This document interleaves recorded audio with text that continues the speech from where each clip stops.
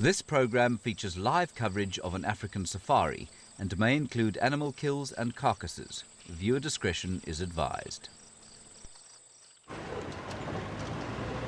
On a scorching hot afternoon's day here in the African bush, the team of SafariLIVE is heading out to find out where all of the animals are sheltering from the heat. This is SafariLIVE. Ready.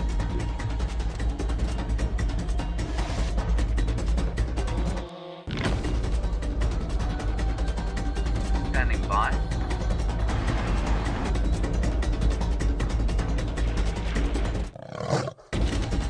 5, 4, 3, 2, 1. You are live, you are live.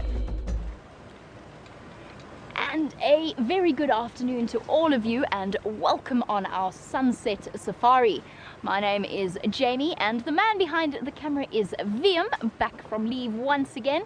And as I said, we're heading out into Djuma, Arathusa and Cheetah Plains game reserves in the Sabi Sand in the Greater Kruger National Park area of South Africa. And I have to tell you that on this sunset safari, I imagine that the sunset will be welcomed by many of the creatures out here. I said it was scorching, bearing in mind that we are not yet even in the middle of summer just yet. It is 37 degrees centigrade, so 98 Fahrenheit. And the sky is a funny yellowy, orangey, bluey kind of combination. There's obviously a fire blazing somewhere in the low veld, and the smoke is drifting across towards us. So yes, an interesting afternoon to be heading out on safari. Now, if you do have any questions for us, remember we are live, which means that anything could happen, and we welcome anything that you would like to ask or any comments that you would like to make, and you can do that on hashtag SafariLIVE on Twitter, or you can email through to questions@wildearth.tv. The inimitable Brent Leo Smith is out with Ryan on Wendy. We also have Mr. Henry, the wonderfully entertaining gentleman, keeping us company in the tent. And as far as I know, Steph will also be out on bushwalk this very fine afternoon. So we've got all kinds of exciting possibilities planned for you as things start to get busier and busier for the SafariLIVE team. All kinds of exciting things planned. Some are surprise and some are not. I'll try and stop for these birds, but they are not cooperating. Stop! Stop, you horrible creatures. There's a bird party. There we go, well done. We've got a chagra, we've got a bird feeding. Oh, we had a chagra. Sorry, Vempi. Here's a drongo, thank you. Okay, well, starting off our afternoon with a fork-tailed drongo. I think the other one was a brown-crowned chagra, but I was so busy remembering how to drive and actually stop the car that I didn't notice whether it was brown-crowned or black-crowned. There is a massive buffalo herd somewhere in the middle of this block. I could see them from Impala Road, and I thought I'd try and do a loop just to see whether or not they were visible from the road, but they are deep in the block underneath the shade of some of the larger marula trees. I don't think they plan on coming out anytime soon. Oh, an afternoon like this afternoon, we will be heading to check the water holes. I imagine that Brent's plan will be something similar as well. And that's probably the best course of action for an afternoon like this afternoon. You don't have to just take my word for it. Let's head across to Brent so that he can say hello to you all and fill you in on his plans.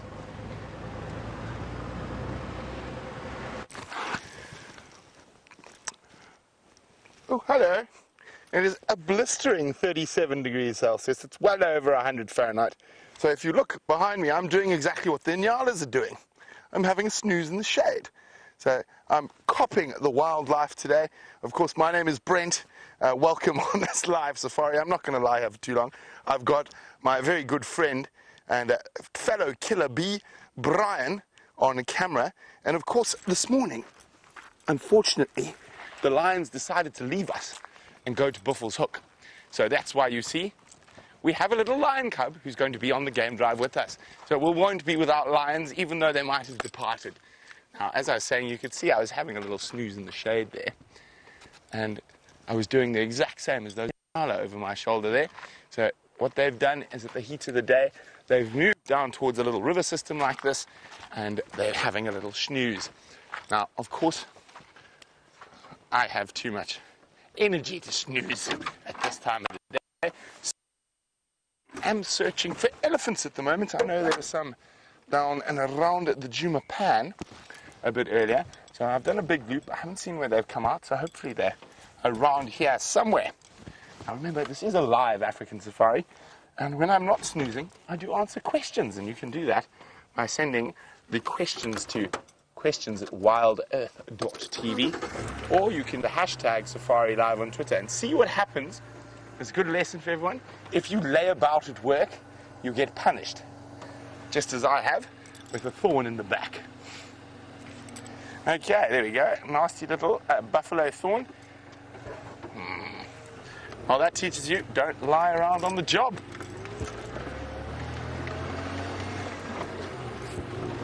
Now, of course, today is quite exciting, because not only are myself and Jamie out and about in search of wonderful creatures, we've, of course, got the winter farmer, Stefan, around on foot, looking for all sorts of wonderful little creatures.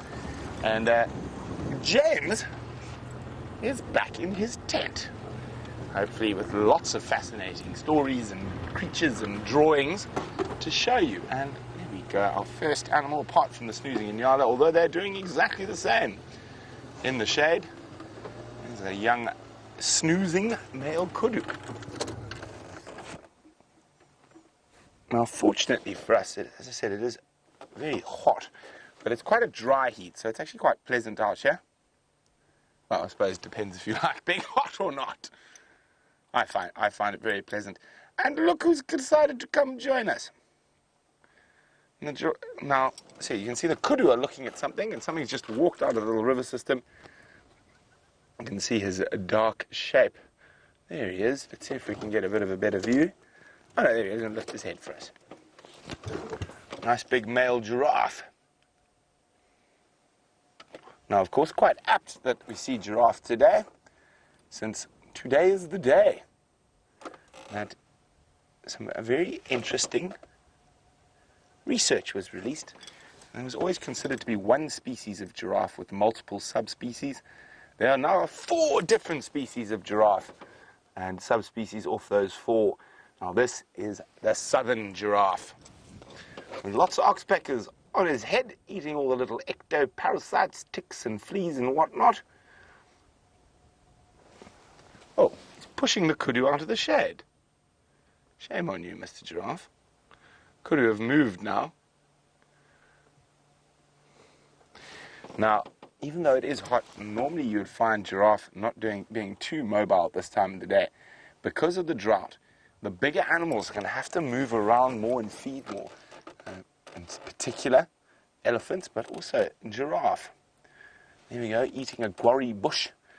Now, gori bush, if I remember correctly, the Afrikaans name for it is a taaibos, which means a tough bush.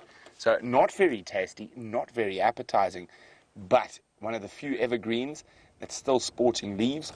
And a lot of animals are taking the chance to eat, well, not taking the chance, are forced into eating stuff they would not normally eat. Normally, a giraffe would prefer a nice sweet acacia, but in drought, one must eat what one can.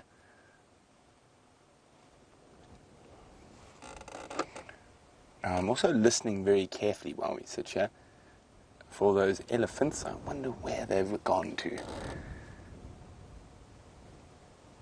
Now, apart from it being a whopping 37, which I think is 100 and... 100 and? 97, 98. No, I think it must be over 100. 40 is 104. 98. Well, it feels like it's over 100.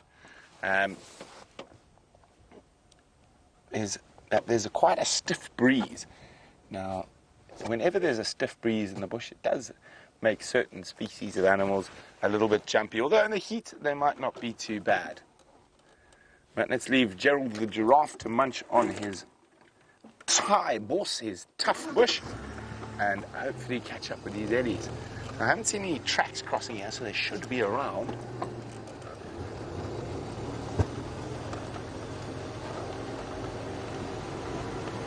Now, James Richards hoping for lots of elephants today. Me too, James. And with this heat, I think a lot of us are planning, well, Jamie and I are certainly planning to hit the water holes.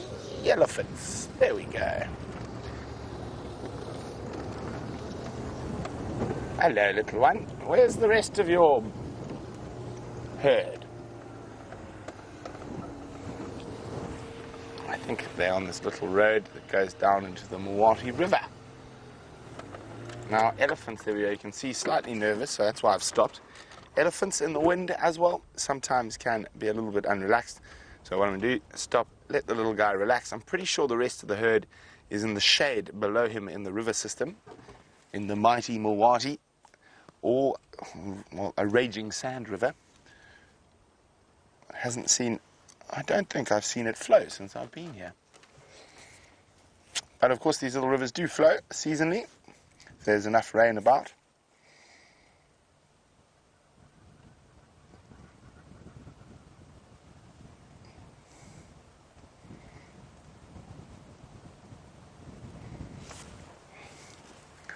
Hey, little one. If you listen carefully, it is quite hard with this wind. You can just hear it almost sounds like an elephant blowing dust, or blowing dust down below.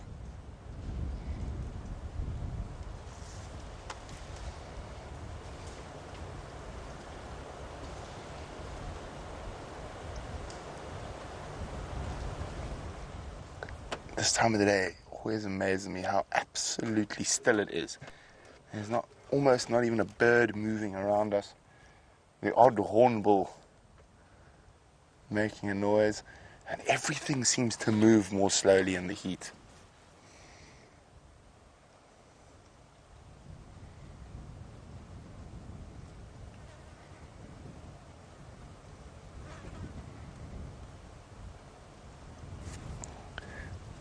You see on the opposite bank, Brian. Okay. No, just go. I want to show. I think it's in that. Oh no, I don't know if you're going to be able to see it. Let me just go back a little bit. Now, incredibly, an animal as massive as an elephant can disappear into the bush. Now, if we look through there, that is an elephant. You just occasionally see a little flick of the tail. There we go, you can see the ears and the trunk now. There we go, starting to make out. Wonderful. So there's a herd here. Now I want to go. Do you think they've drunk yet? I don't know. Well, I'm going to try see if we can get a view down into the river of all these elephants while I move around. Jamie has got another great grey beast to show you.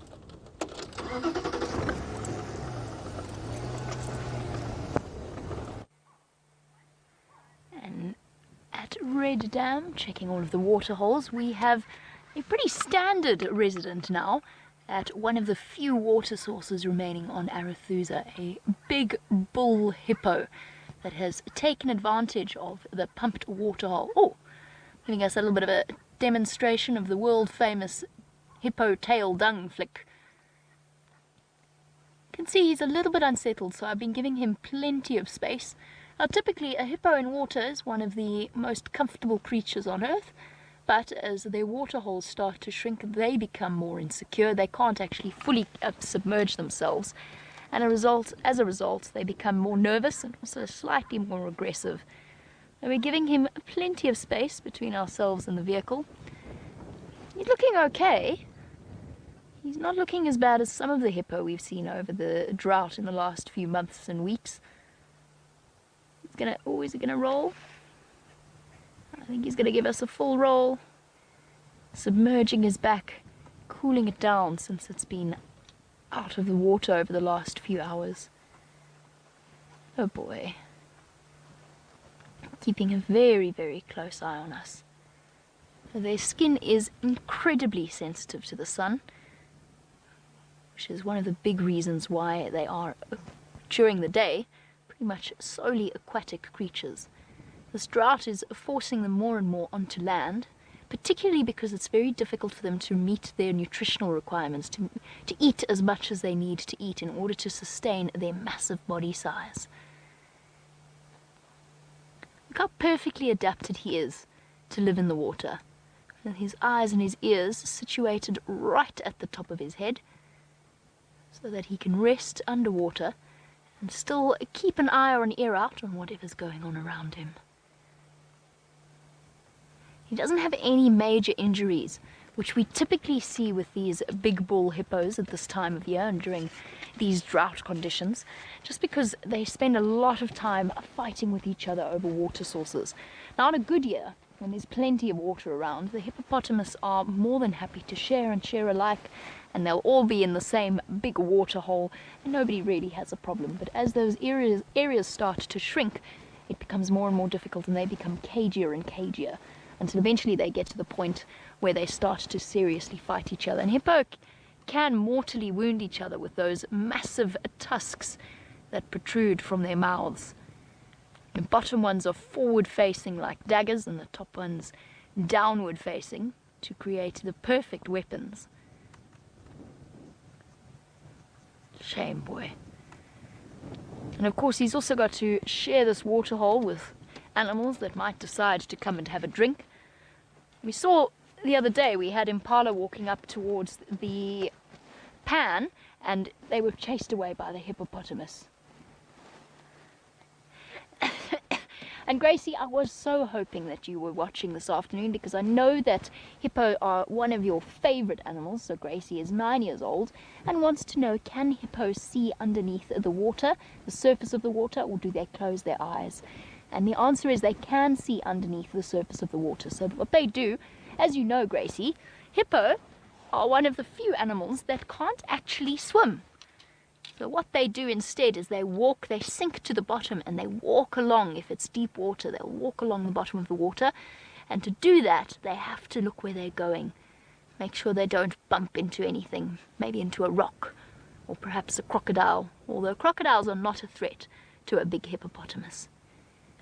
You'll be happy to know that this particular hippo is looking very, very healthy. So he's still okay. He's not too thin. He's not injured, and at least he's got the water at Red Dam, which they will continue to pump for as long as they can. And it looks as though, somewhat tragically, that the predictions of the La Nina rainfall that was meant to come, and we were going to have lots and lots of rain early in the year, it's starting to look less and less likely. There have been a few articles recently that basically have said that it's probably not going to happen, and that South Africa is going to stay in the grips of this drought. And as a result, well, we don't know exactly what's going to happen. Brian is convinced that it's going to rain on the 20th, but I don't know. Elishiva, very, very good point from you, because I've just automatically said to you it's a he, and I haven't really explained to you how I know that. And it's actually quite difficult with adult hippopotamus. The thing that you're really looking for is the size of a bull hippopotamus. They are bigger than the females, and their head structure, the sort of the bones of the skull, are slightly more defined. It's also just in terms of behavior. The fact that he has managed to secure this, what is at this point a prime position for a hippopotamus. Might not look it, he might not be fully submerged, but there are a lot of hippopotamus out there that we've seen and encountered every now and again that are standing all on their own in the shade of the vegetation, trying to survive the day because they haven't managed to get themselves to a water hole and get themselves into a comfortable position. I know now that these two, this hippopotamus and the one that was at Arathusa Dam and moves between there and Simbombili, I know that they've been fighting a great deal. I've heard the other guides talking of it, which is why I was actually quite surprised to see that he is uninjured, relatively uninjured. Sure, this wind doesn't help either. 37 degrees is one thing, but when you add wind as well, you basically double the evaporation effect that it has. And whilst Red Dam is pumped, just bear in mind that that water has to come from somewhere. And they're bringing it up from deep beneath the surface of the soil, but that is not an infinite supply. and at some point it will have to be stopped, unless it rains, of course. As I said, Brian predicts early rain. Brian seems to know things that other people don't. What do you think, VM? Have you given a date? Yes, I said the 1st of... First of? I think next month. 1st of October. October. We've got a bet going as to when the first 20 mil plus rain will be. I said the 23rd of October. We've all been super optimistic. There are thoughts that it's not going to happen until December, but let's cross that bridge if and when we come from it. For now, our poor hippo will just have to try and make do with the amount of water that he has. Of course, the Sabi sand did try and lessen the effect of this situation by removing a number of hippopotamus to parts of South Africa where there's a little bit more water.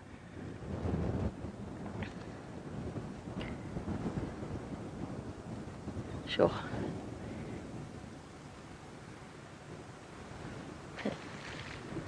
There you go, another roll. I'm hoping that he might give us a full roll, which is quite rare to see. I don't think so. He's just shifting and dampening the skin on his back. He's also displaying a little bit for us, so it's multi-purpose.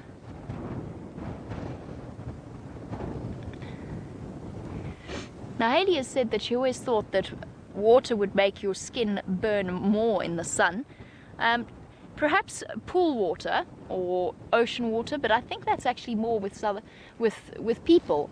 It's more because their sunblock gets washed off and they spend a lot of time, and the extra reflection off the surface of the water, it increases the sunburn effect.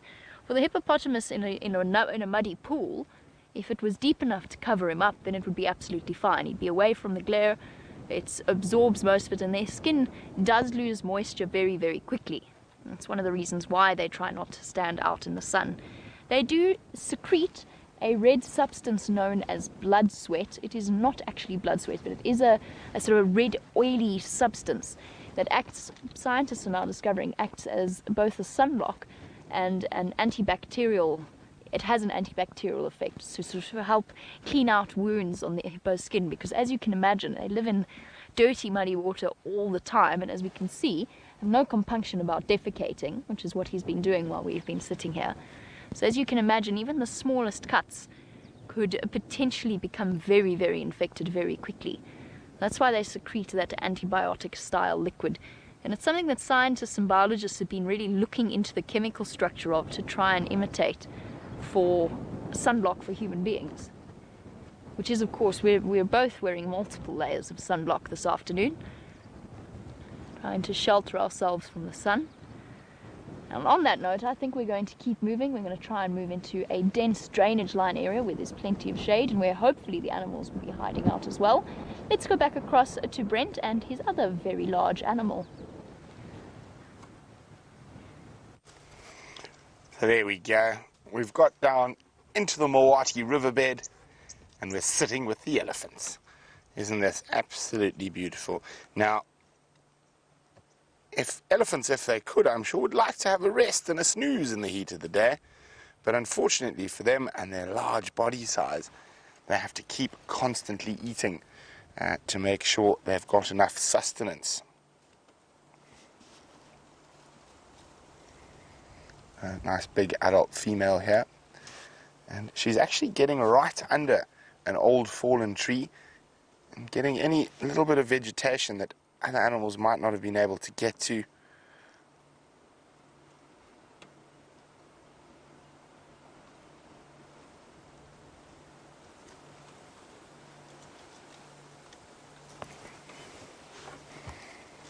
So we actually a lot of elephants around here. We're probably about 25 or 30 spread through this area. Unfortunately, you only get a really good view of one. The others are up in the Timbwurti thicket, enjoying a bit of shade.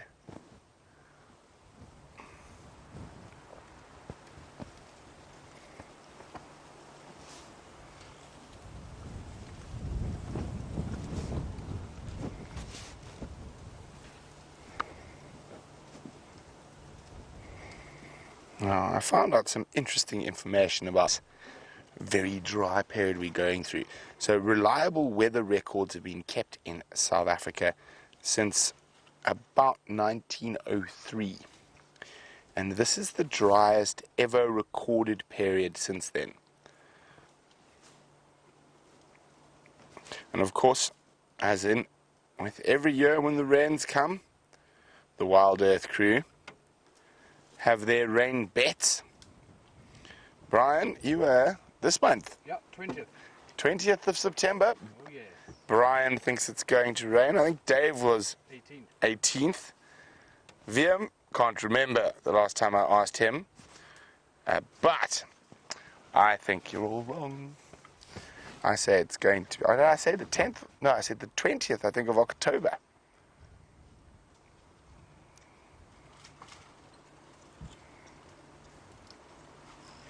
X-Ranger would like to know, what does the winner of the rain bet win? Well, massive bragging rights, of course, and sort of, well, I suppose it gives you sort of voyeuristic powers to see the future.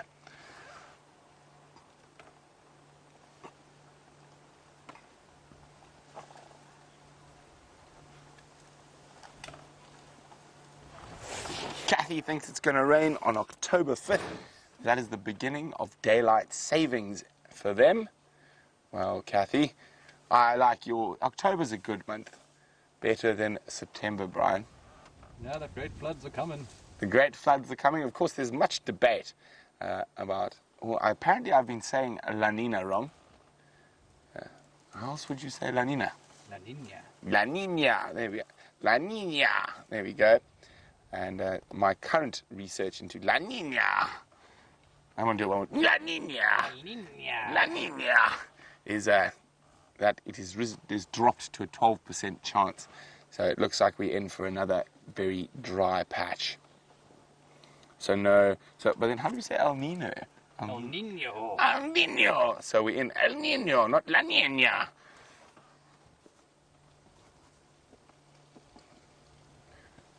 Now, one of the reasons elephants have to eat so much is that their digestive system isn't the most effective out in the bush, unlike a ruminant. They only successfully digest about 65 to 70% of what they eat. Now, that is a food source for other animals, particularly quite a few bird species. Now, the reason they're probably designed like this is, well, they're great fertilizers, and if they were efficient, they wouldn't push down as many trees and break as many branches. And the bush actually needs that. And elephants are one of our keystone species. So they have the ability to shape and change the bush, particularly in a very dry year like this. So it's really important to have healthy populations of elephants. Oh dear, Brian, they're starting. I thought we might have a month or two without them. Oh, the wind is keeping it away. I'll see if it lands on me again. But tiny little stingless bees that, with the lack of water, decide your eyes, the moisture from your eyes and your sweat is a great source of moisture. They literally buzz around you. Now, you can't squash them either, because if you squash one, it releases a pheromone that lets all the others know where you are. And there must be a water source if you're protecting it and squashing them. Oh, there we go. There's one, Brian. Oh, it took off again. I'm letting you land on me. Only this once. There we go. Oh, it's taken off again. So, oh, and the wind's got him. They are also called Mopani bees. And Mopani country is quite dry country. Normally found a bit further north. And when you get into the Mopanis in the dry season and there's no water about, they literally swarm around your head. They can be very, like that one's doing to me now. They can be very, very irritating. I'm just going to try reposition, see if we can get a better view of those ellies under the shade.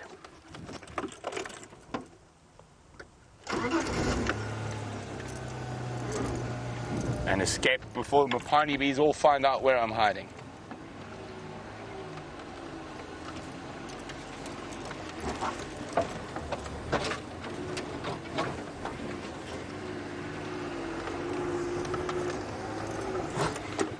How's that looking, Brian? Maybe back a bit more? Okay. Good. So there we go. Those ones are taking a break from feeding and having a little rest in the shade. Oh! Sound like there's some more at the Juma waterhole. Unfortunately, they're guests in camp, so we aren't able to go there just yet.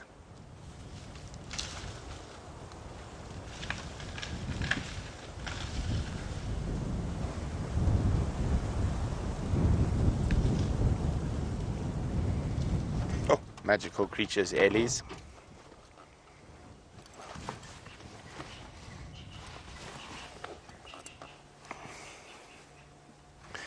Now, since it's so hot and we're doing what all the other animals are doing, we're sitting in a little riverbed, I think I've got a quiz for you. I think it should be on elephants, since we are looking at these magnificent beasts. What country in Africa has the largest population of savanna elephants? What country in Africa has the largest population of savanna elephants? If you know the answer, questions@wildearth.tv or hashtag SafariLive on Twitter. And of course, there you go. There's the ivory. It's not always about the big hairies and scaries. If we come out, Brian, there's a little chagra. Okay, a little bit to the right, and a zoom on the base, that fallen log there. There he is. Hello.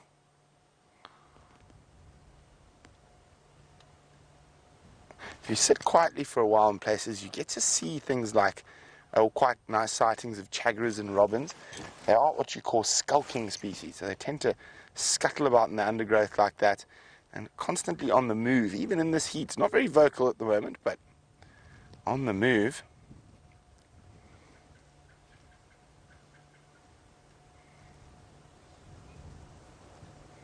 Looking for any unsuspecting insect.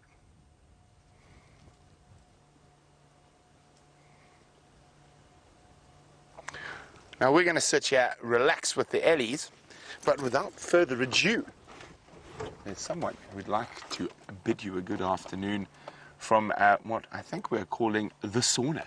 So let's go see who it is.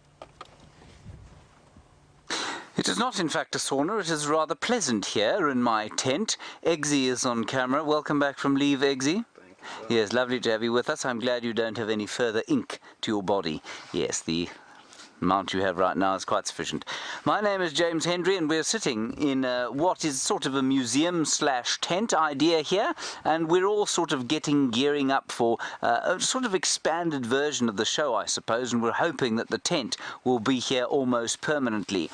We're as live as Brent and Jamie are, which means we'd love to hear from you. Hashtag SafariLive, question@wildearth.tv. I'm trying to be able to say that in 2 seconds. The first amazing thing I'm going to show you from here is a feed from the microscope. Eggsy, would you have a look here? There we are. And now the flower is rather... You lost audio because we came back. Okay, right, okay, I'm with you now. Anyway, we will be able to see this again in much better detail. I don't think we can use a microscope right now. Let me just pull it out. Eggsy, and in fact, you know what, Eggsy, can you put your camera on that screen over there and see what that looks like? Tell me if it looks horrid or if it looks okay. It looks horrid. yeah. Okay. Anyway, there you are. That's a brief version. I'll tell you what it is now. Okay. One of the first flowers of the spring, the second flower, we've had the knob thorns, many knob thorns around now. This is a lovely flower called mbezana. So if you are perhaps a younger viewer or just an older viewer wanting to engage in audience participation, mbezana, otherwise known as the bushman's grape, or in Afrikaans the paardepus, which means the horse's urine plant. And that's because it smells of horse's urine. Would you like to smell it, Eggsy? Are you sure? Are you quite sure? Anyway, that's what it smells like, and very nice to see that it's blooming just outside the tent here. Geraldine, turn your telephone off or I shall beat you. We are live. Now, come and have a look over here. Linda, you say this is your first time in the tent. Should you be scared? Linda, it is my considered opinion that you should be terrified out of your wits. The tent is a terrifying, terrifying, scary place. There are dead things all over it. Look at it, Eggsy. There's just a lot of death in here. I mean, if you were to come, it's quite likely we'd have to dissect you.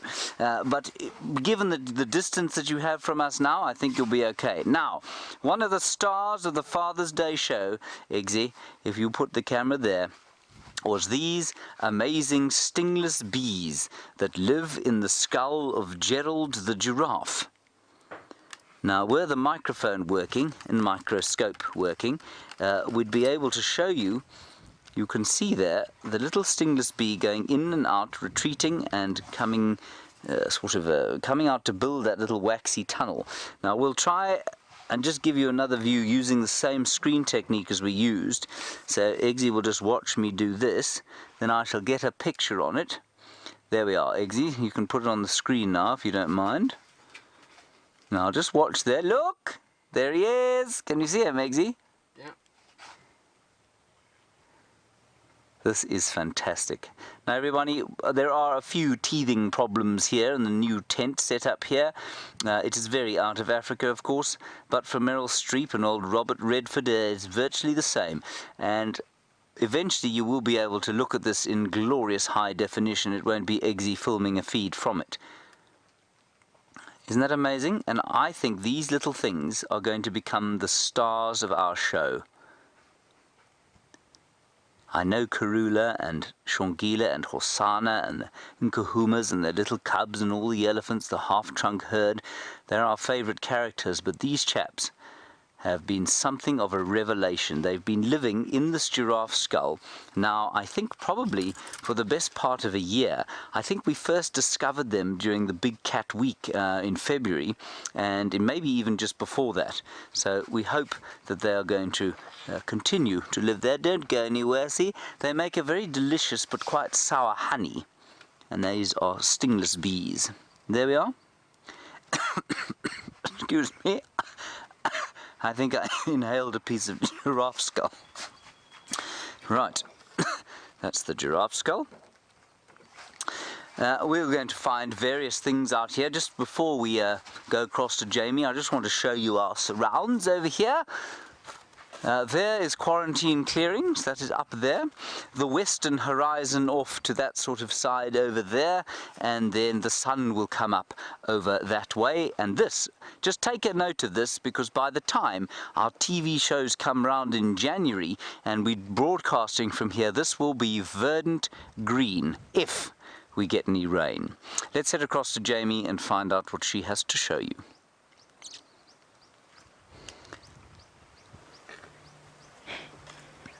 Well, I did have some kudu to show you. I think they've gone. Oh, there's one. There is the disappearing back. Looks like a fish moth. Audio's still on. No one knows why. Oh yeah. It does look like a fish moth, doesn't it? We're still live with audio, everybody. Days. Usually the animals are out on the top of the banks where it's shady, but there's also a little bit of a breeze. So they don't really sit in the middle of the drainage lines, but they do sit... Oh goodness, I'm going to go tumbling down. No. Nope, those kudu have gone. They have absolutely vanished. Nope. We'll try one more time, but either way you can carry on with us along our river cruise. We're in almost in the exact spot. If you cast your mind back, those of you who've been watching for a considerable period of time, this is where the Nkuhumas had a buffalo kill before the Birmingham boys conducted their takeover. So we had an amazing sighting of the Nkuhumas. It's where, for those of you who look back, you'll remember James had this incredible sighting where one of the lionesses, and I think it was Amber Eyes, went and stood and stared straight at him, straight into his eyes, and just stared. She just...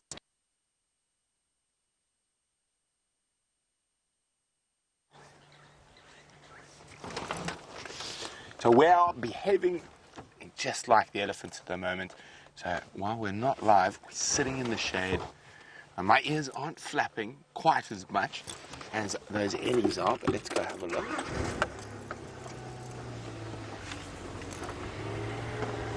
Now, of course, an elephant's ears are its air conditioning system. And even though they're standing very still in the shade, their ears are flapping away. Now, they can have about 8 liters, which is just under 2 gallons, US gallons. I know there's lots of different types of gallons, but 2 US gallons of blood in their ears. So, as the blood's cooled by the flapping ears, it's transported through to the rest of the body. And this is one of those incredible evolutionary adaptations that it enables elephants to sleep. I said sleep, and I'll tell you why in a second, but to feed and move throughout the day. Now, elephants very seldom sleep, but Brian's on the super zoom, and he's on the trunk. But if he goes a little bit to the left, down on the ground, Brian, I just noticed it now. Keep going. Keep going. Look at that there. Fast asleep. I just saw it at the last second. That's why I said sleep when I was talking about air conditioning. So when they are young, the little ones, on really hot days like this, will absolutely have a snooze. I've even heard them snore. And look at that. Now, just have a close look. Sorry, I'm leaning in there.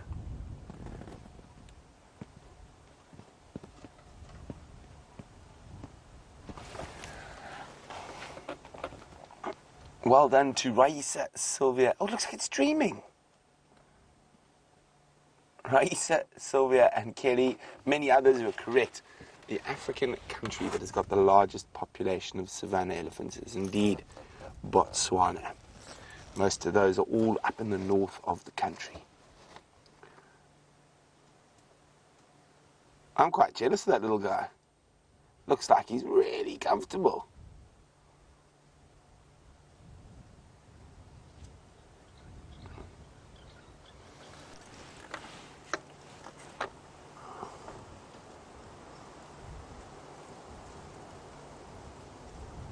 Isn't that just special? See little twitches on his nose every now and then.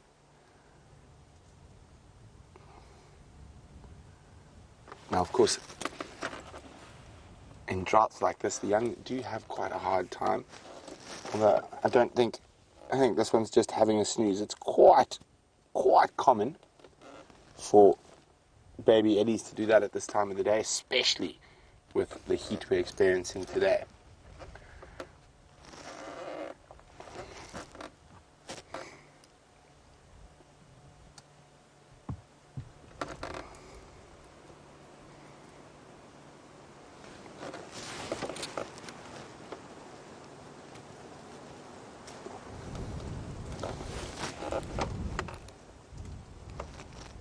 Isn't that absolutely wonderful? Now, we can have a nice look at that foot there, and you can see the toenails quite clearly. Now, that is an incredibly designed shock absorber to be able to take the massive body weight of an elephant. So the bones from those toes actually go upwards, and you can see that sort of almost conical shape there.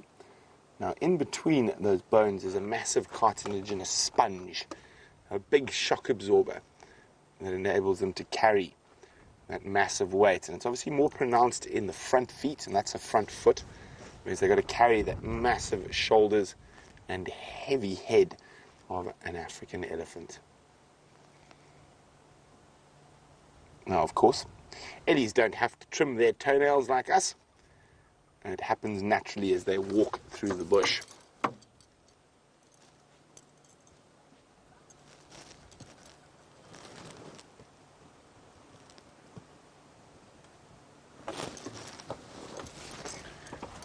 Hi, Susie. Susie's in Florida. Susie says, do any of the older elephants accidentally step on the little one? I I've seen them sort of bump it, but not sort of step on top of, but sort of bump with their foot. Yes, it does happen from time to time.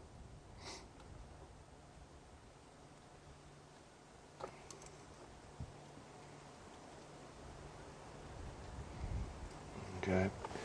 Now, even though those ellies are standing, they are sort of dozing rather than full sleeping.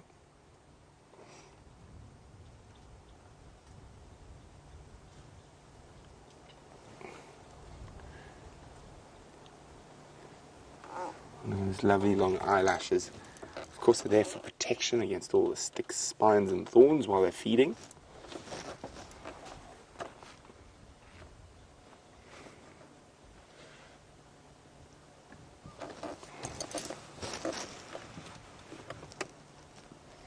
Isn't this absolutely magical? And can you believe we didn't even notice that little ellie earlier?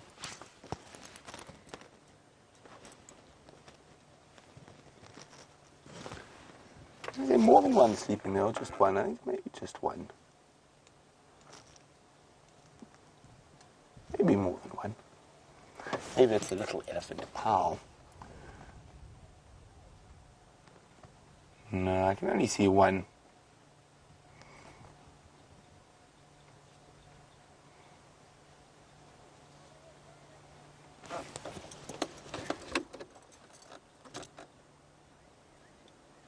I'm hoping a little later they might head for a bit of splishing and splashing in the Juma pan. But at the moment this little herd looks quite content.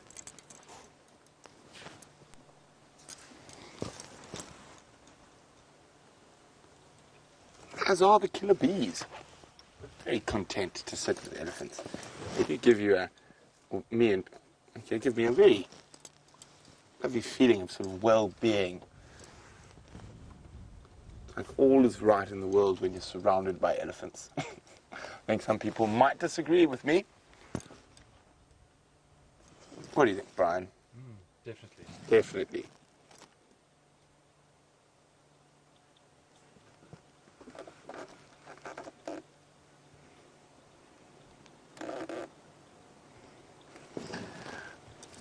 Hi, James Dungan. Now, James is asking about something that Brian and I had a long chat about this morning. We actually even did a bit of Googling after drive about the new anthrax that's been found in the northern forests. Well, it's not that new. So from the reading we did, it's found in 2001 originally on a chimpanzee. Now, which makes it quite unusual. It's a cousin of anthrax. It's not really an anthrax, but it actually, you need two separate bacteria to be together for it to become fatal. Normally, it's not fatal at all. But there have been very few recorded cases, but it has been known about since 2001. I can't remember its name offhand. Do you remember its name, Brian? I remember I did save its name, just in case someone asked a question just like James.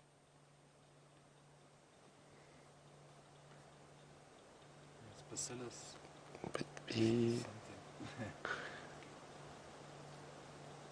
I'm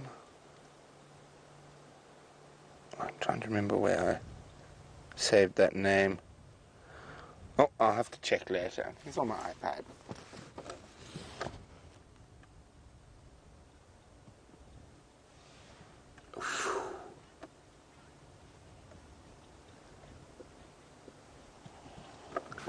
Now, John's wondering whether elephants are all facing separate ways to protect the youngster. I think it's more to take advantage of the shade, John.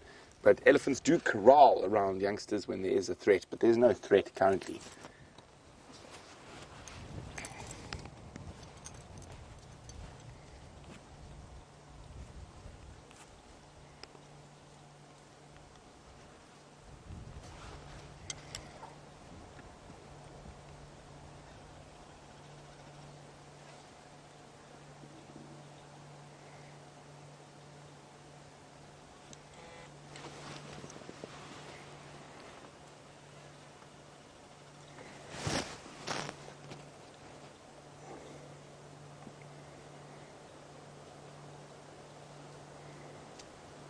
There we go. I found that now. It's a bacillus, which is the same family as anthrax. Now, I'm actually surprised we haven't had any more anthrax in this area during the drought. It does come through from time to time.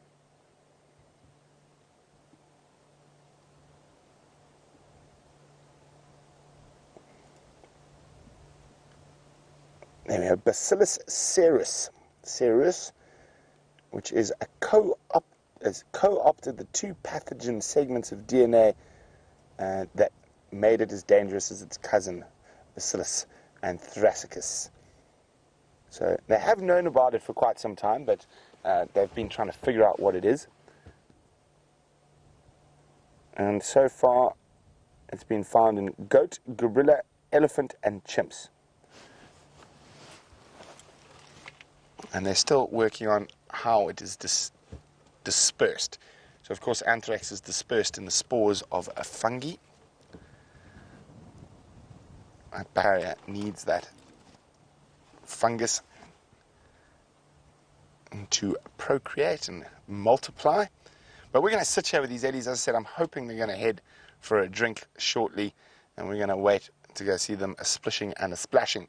While we do that, Jamie has got probably one of the happiest birds because it's a drought.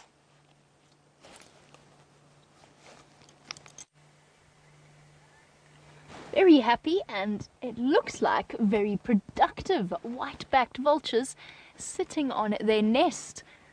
A sort of random tangled collection of twigs and branches. Any raptor's bird's nest looks totally ridiculous. It always looks as though the slightest breath of wind could blow it down, and yet that is not the case at all. They're actually surprisingly solid structures. And just have a look at this nest, and then look at the branch that is slightly below it, and you'll see that it is covered in weeks' worth, quite possibly years' worth, of white-backed vulture excrement. And that tells me something which we sort of already knew about white-backed vultures, and that is that they often return to the same nest site year after year. Just like our Wahlberg's eagles that we sit and watch, that have just returned to the South African shores and just returned to their nest, we've got a beautiful pair of white-backed vultures sitting on top of their nest.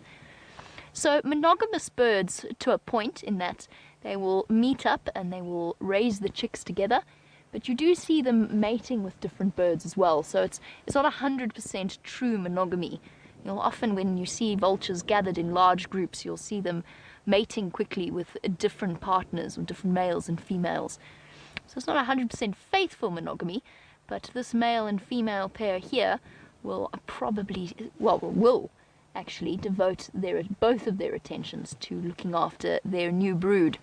Now, being white-backed vultures, they should be laying their eggs soon, if not already. And one of the things that they could be doing at the moment, now, in those of you watching in Europe or America, a lot of you will be familiar with the idea of birds sitting on their eggs to keep them warm. In South Africa, we have a completely different problem, and that is that the birds need to keep their eggs cool. So lots of different birds from our vulture parents here, and I think they might be trying to shade their eggs a little bit, to ostriches, to lapwings, all of them have evolved different ways of keeping their eggs cool on hot days like today.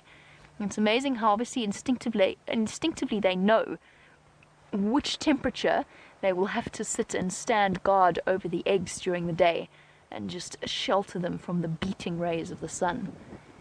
The interesting thing about vultures, or white-backed vultures, not all vultures, white-backed vultures, is that they choose to nest on the top of knobthorns, which is a peculiar choice because knobthorns are probably one of the most unstable of all of the trees.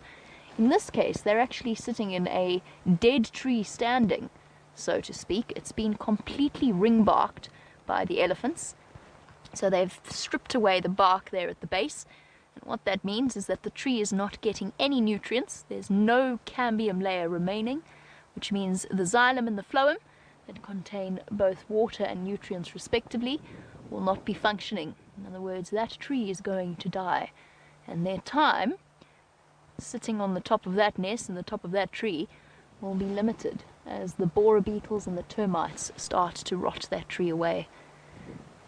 Knobthorns are also incredibly unstable trees. They have relatively shallow root systems, which is why on a heavy sort of windy day, you should never rest in the shade of a knobthorn, and you shouldn't pitch your camp underneath a knobthorn tree because they are liable to blow over.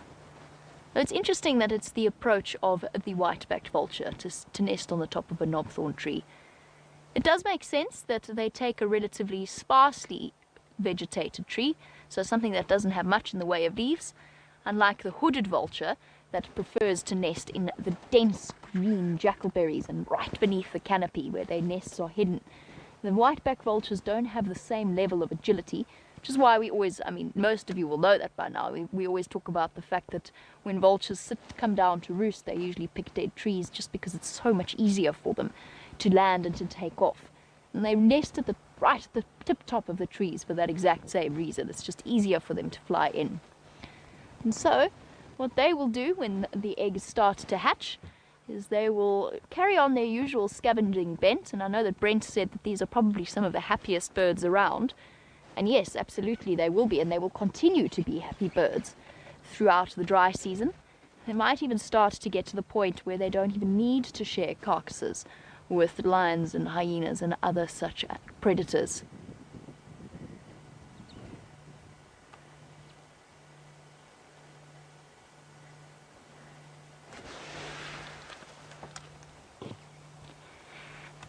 And a very big hello to all of the teachers at the Unconference. It is lovely to have you on board. Just a very quick introduction. My name is Jamie, and I have Viam, the man behind the camera. Viam's quite camera shy, so the most you might see of him is the odd thumbs up every now and again. And we've got this amazing project going where essentially what we do is we broadcast live safaris twice a day, every day, for 3 hours in the morning and 3 hours in the afternoon. I'd love to tell you how it works, but I have absolutely no idea. There's some technology that happens. It is totally over my head, but it does work, and it means that we bring you a broadcast live from the middle of the African bush. To be more specific, for those of you familiar with this geography of this area, we are in Djuma, Arathusa and Cheetah Plains Game Reserve. The Mopani bees are trying to climb into my eyeballs. Please don't. They're desperate for moisture at the moment. It's boiling hot this afternoon. But we're coming to you from the sort of northern Sabi Sand area, so right up on the border, close to Orpen Gate, the border of the Kruger National Park, and of course completely open to that vast wilderness area.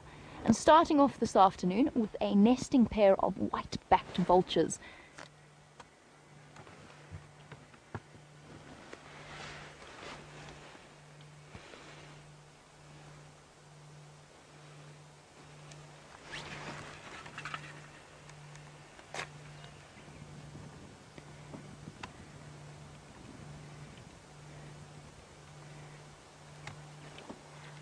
Absolutely awesome.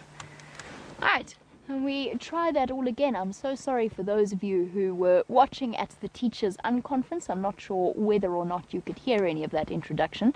But my name is Jamie, and the gentleman behind the camera is Viam, and we are sitting with a pair of white-backed vultures perched on the top of a tree. Okay, well, apparently you guys can't hear us all that well, but for those of you who are watching on our live stream, let's pop over to Brent and see what's happening there. Brent has never looked so good. I'm obviously joking.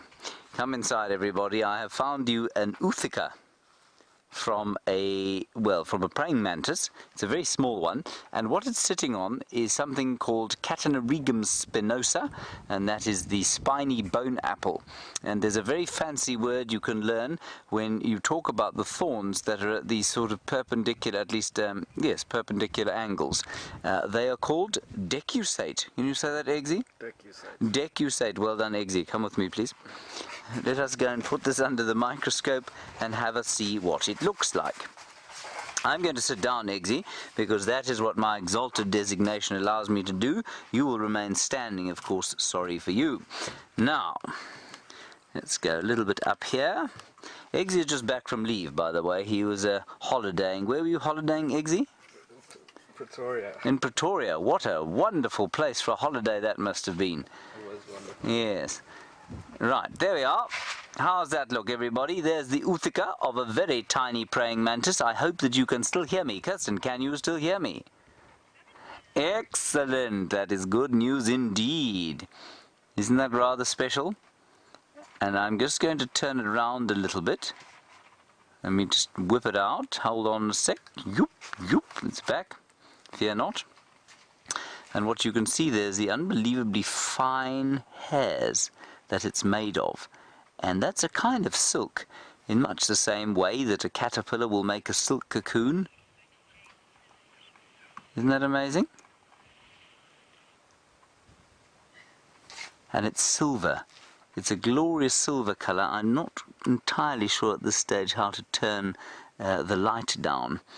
So I'm going to leave it like that for now. But if I was to turn the actual light down, it would be much more silver. So tiny, tiny, tiny. Now I'm going to pull this out now. If you have a look at it here, it's only about a centimetre and a half across, so less than an inch, and that means it's a very tiny little mantis, and I suspect quite strongly that it's adapted to living. It's probably very well camouflaged, and I suspected it's adapted to living on the slightly yellow flowers of Catanarigum spinosa, the spiny bone apple. So I'm going to put him back in the wild and hope that he manages to come out of that Uthika and enjoys a long and full summer, and hopefully Brent's predictions of 12% La Niña are incorrect. Right, so that's that little thing there.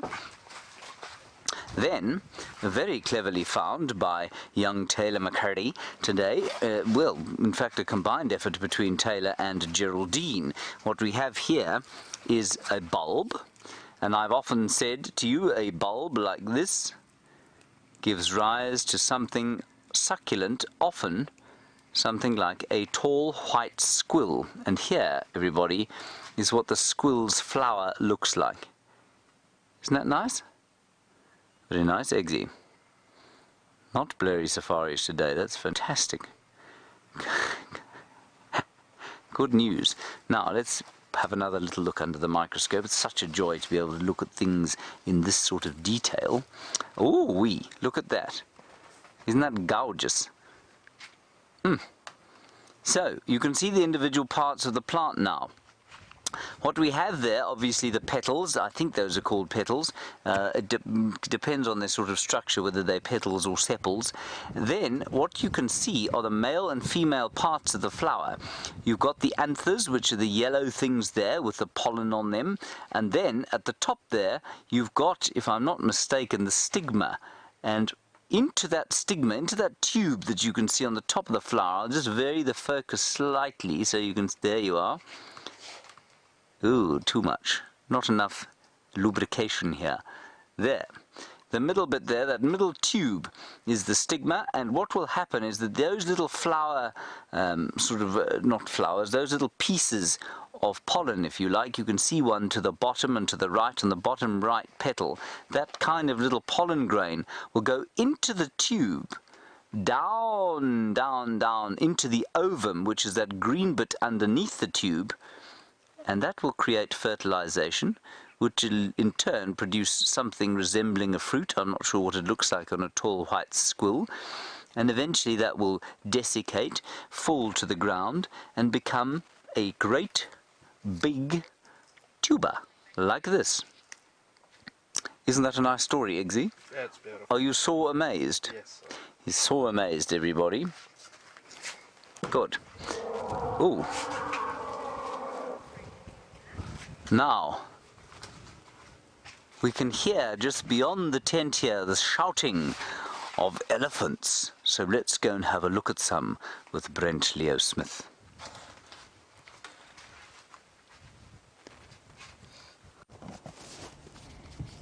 So we're still with this beautiful little herd, but I'm starting to hear.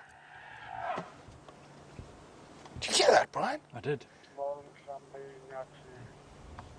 So the ellies sound like they're fighting up near the water. I'm hoping Taxon gets out soon so we can go have a look. That was a weird one, that one. He's been listening to us saying La Niña, trying to copy us. The little one, is he up now? Is he still snoozing?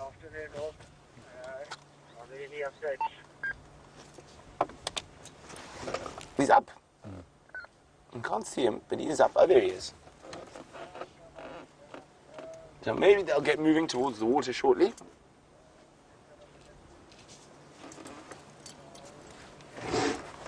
They are looking a little bit more awake than they were earlier, so hopefully they are going to move towards the water.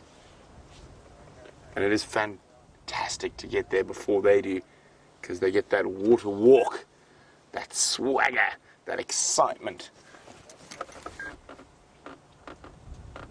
There's the little one's drunk.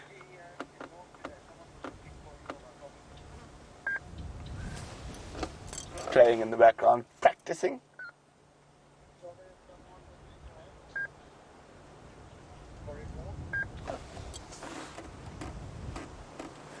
Now, from one grey beast with glorious tusks to another beast with maybe not such glorious tusks.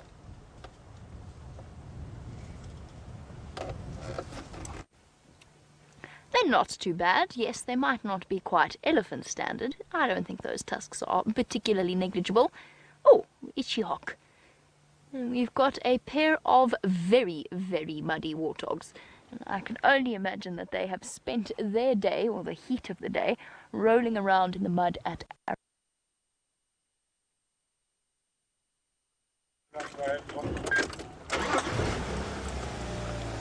Oh, welcome back.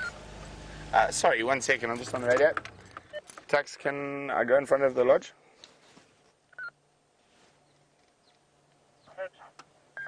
Thank you very much. Okay, so I'm going to make my way now towards the waterhole from the Mawati River. And I think I can hear elephants screaming around there, so I think there might be ellies on their way to the water.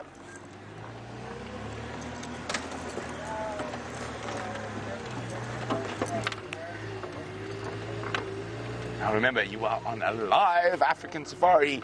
It's a sweltering 98 degrees Fahrenheit, 37 degrees Celsius, and we aren't quite finished with winter yet.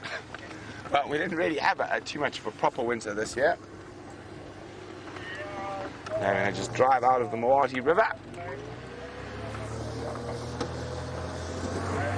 Now this is one of the little 2 tracks we use in and out of the river to give us access, but the elephants have had different ideas about our 2 tracks, and they've pushed lots of trees over them, so we sometimes have to meander around a bit longer than we used to,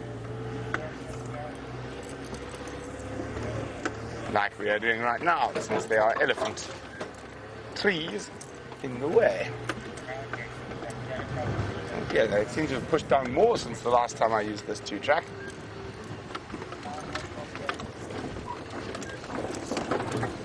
We used to go through there.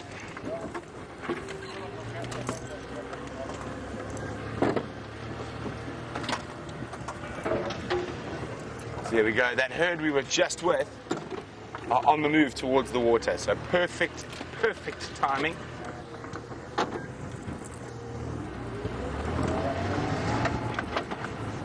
Let's get there before them. Oh, this could be fun. They're going to love the water. There's going to be splishing and splashing and some mud throwing. Maybe, Brian, it's quite hot. Maybe we'll position ourselves so we can get an elephant shower. The last elephant shower Brian and I had was actually a dust one, which wasn't nearly as pleasant as a water one. The mud one could be fun, but not for the camera.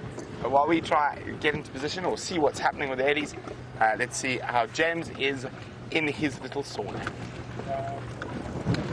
It is getting a little saunerish, everybody, as the sun begins to make its inexorable way down towards the western horizon. Now, let's just have a look here. An old friend of ours, of course, the old elephant bone here.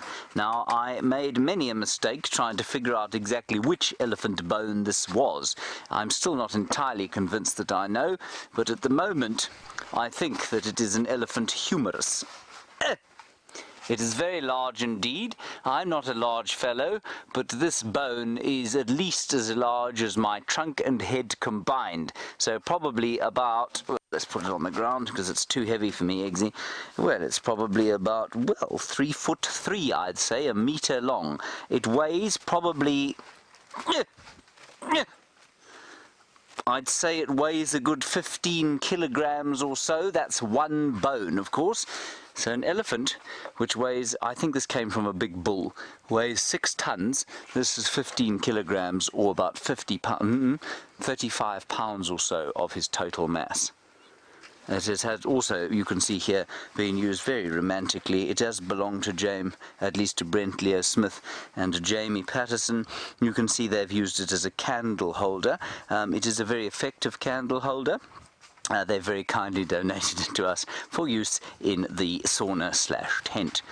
Then, the other thing I wanted to show you, got absolutely nothing to do with elephants at all, but I found this the other day. It is the steenbok. And I showed it to many of you on drive. There you are.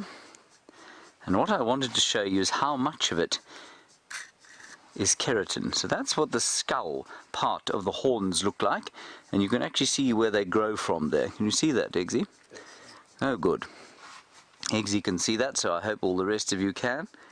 And that's where it grows from, in the skull, and then this keratin sheath covers it on the top. And the keratin sheath is exactly what a rhino's horn is made of course, but the rhino horn doesn't have any bone inside it. It's plainly keratin like this, almost exclusively.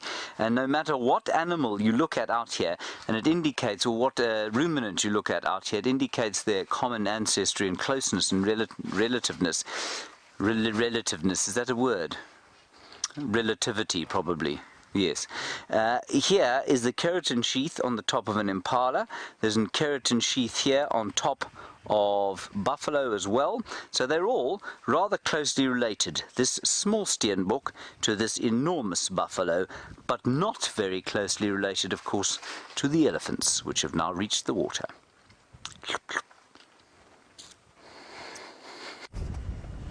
There we go. So it's the same little herd we've been spending the whole afternoon with, and they've now reached the water. There's the little guy who's fast asleep.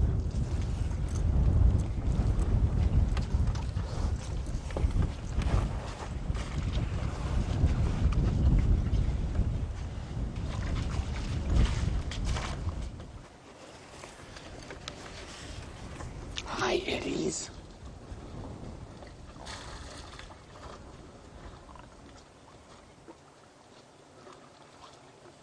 I'm just going to keep quiet so you can hear all the different sounds.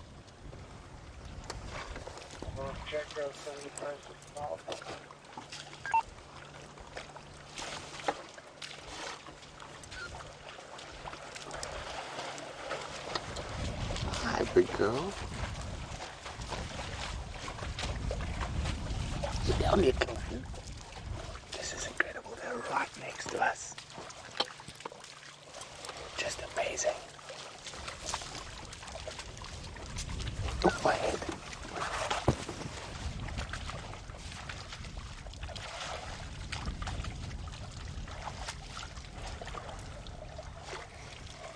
I always find it amazing how different groups of elephants choose to drink in different places. I've decided this is a good spot. Often we find them drinking on the other side.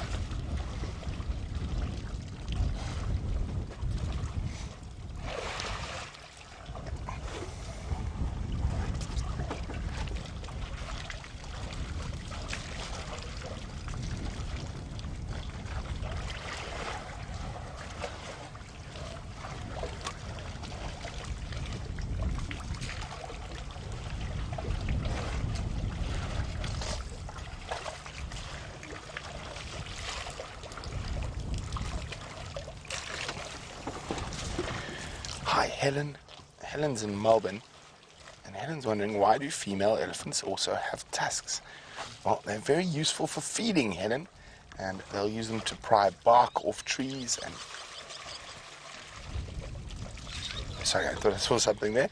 They use them to pry bark off trees, digging out roots, breaking branches. They're very, very useful tools, so it helps and aids them in feeding.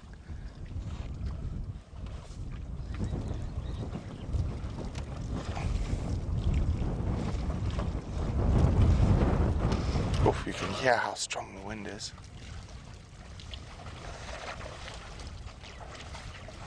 Now what I'm going to try to do is just move back a little bit so we can get in front of them while they're drinking.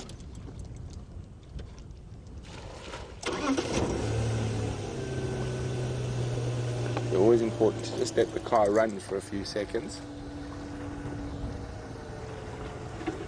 There we go. So relaxed.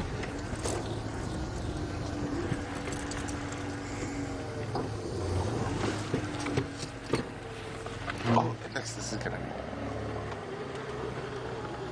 So Paul is wondering why they passed up on the fresh water running out of the pipe. Well, it's not running at the moment. Paul, look at that little guy. Yes, you're looking nonsense.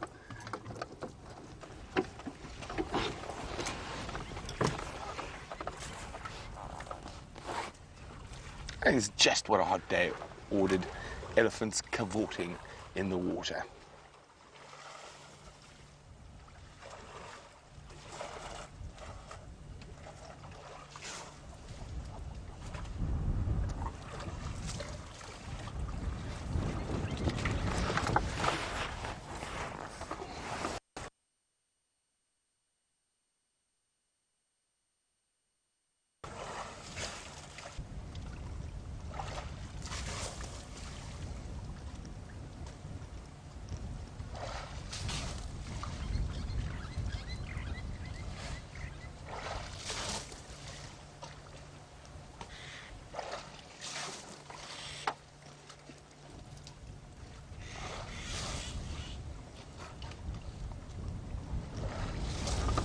Oh, here we go.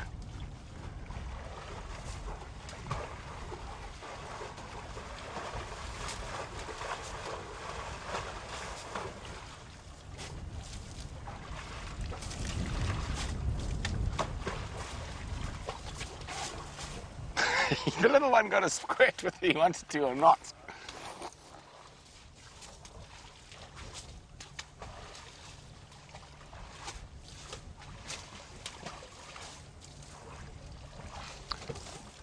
Brian, behind there's an elephant chasing warthogs. Oh no, it just changed its mind, deciding water is more entertaining than a warthog, but it thought about chasing a warthog on its way down.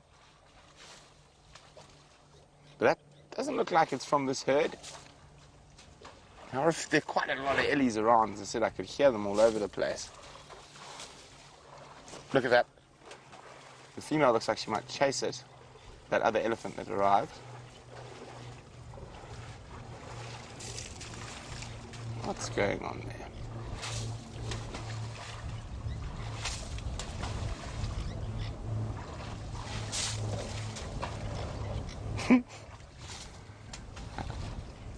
Oh, happy after cooling down. Is that one going to chase a go-away bird? Thinking about it. Oh, go-away birds, I'm out of here before that guy sends his trunk anywhere near me. And this big female is literally coating her whole body in a layer of nice, cool mud. And the little one's using her as a rubbing post.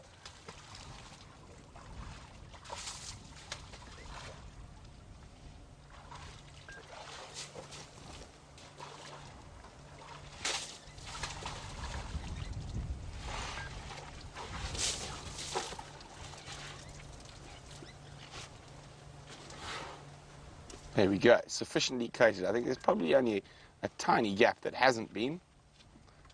You know, the happiness in the step and the walk now. All cool? Oh, it's all good now.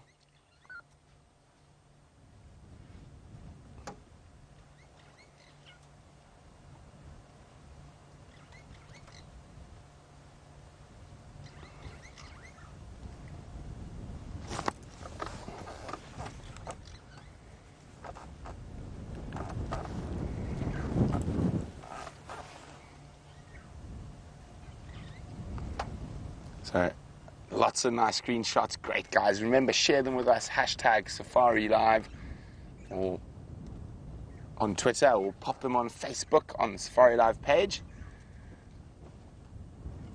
Now, Looks like they're going to spread out and feed. There's little trouble.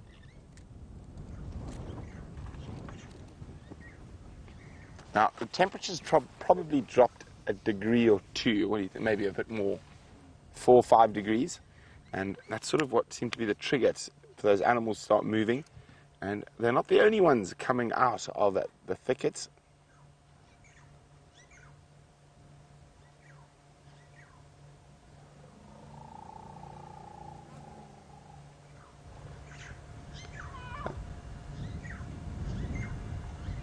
Okay, I'm going to sit here a bit longer, see what's happening with these eddies. While we do that, let's go see what James is up to in the tent. I'm so brave, everybody. Look how brave I am. I've got a spider on my face. Now, I know for many of you that would be the most terrifying thing in the world. For me it would too, actually, except that this baboon spider has popped its clogs, is no longer, is in fact is quite stiff as a board. You see that, Eggsy? Yes. Yes, very stiff. Now, what we're going to do is have a look at its fangs under the microscope, whence the white squill has been. I'm just going to get my seat, of course, so that I might sit down. Eggsy, I'm very old now. You know I'm going to be 40 this year, if you can believe it. I know it's astounding to imagine. Now, there we have the fangs of this spider. And what I would really like to do is kind of split them apart, but I'm not sure that I won't actually damage the spider quite badly. But isn't that amazing? Those are the fangs. It's 2 of them close together now, just very, very close together, and that's why it looks like it's one fang. So you can see they've got very long fangs to the baboon spiders. There, some of its eyes. I think those are its... No, they can't be. No, those are other sensory organs. I'll show you the eyes now. Let's turn them over. You know what, Eggsy? I've been talking absolute nonsense. Everyone, sorry. Let's try that again. Okay, back to microscope. There are the fangs. That makes much more sense. Good grief, that is absolutely horrific. I do apologize profusely, everyone. There you can see the fangs. The back thing there was just some sort of marking. But there are the fangs. 1 fang, 2 fangs. There are the pedipalps. Those are the sort of helping things. They're the things that push whatever this baboon spider, which is basically a tarantula, wants to eat, towards the fangs, and then those fangs dig into them. Now let's see if we can't perhaps lift the fangs slightly. Is that a sound effect you just made? No, we can't. You know, he's got severe rigor mortis, this fellow. She has got severe rigor mortis. We called her Barbara, I think. Barbara the baboon spider. And we don't know how she died, but the best guess we have is that she was killed by a spider-hunting wasp. Now, the spider-hunting wasp, of course, flies around, most noticeable, of course, by the amazing noise it makes. It goes vzzzz. It sounds like a sort of Spitfire flying overhead. And there on the back of the baboon spider, you can see the most unbelievably beautiful markings. Isn't that lovely? I think that's spectacular. Those golden copper hairs. Hello, Liz. You say you're not a fan of baboon and tarantula spiders. Oh, that's my finger, Eggsy. Look at that. You see, I'm a worker. That's why my finger looks like that, Eggsy, is because I work very hard. In fact, I think that was bits of giraffe skeleton it was. You see, now I'm clean. Liz, the thing with the baboon spider and a tarantula is that they're actually not very harmful to human beings. A baboon spider like this can probably give you a bit of a nip. Let's have a look at the leg there. Amazing colours, just gold and copper. Really beautifully sort of appropriate for this time of the year. Liz, they're not very, they can give you a bit of a nip, or probably feel a bit like a bee sting. There are 1 or 2 species, especially the sub sort of bark species, that can be a little bit nasty, but none of them are going to create any harm to you.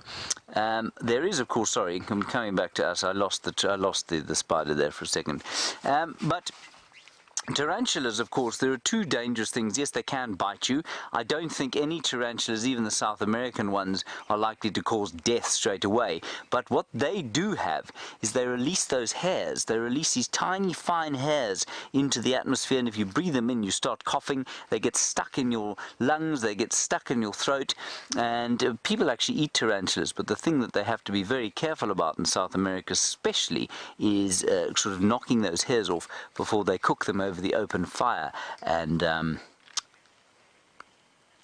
not going to eat this one. Right, while we find you something else interesting to look at, let's head across to Jamie and find out what she has to tell you.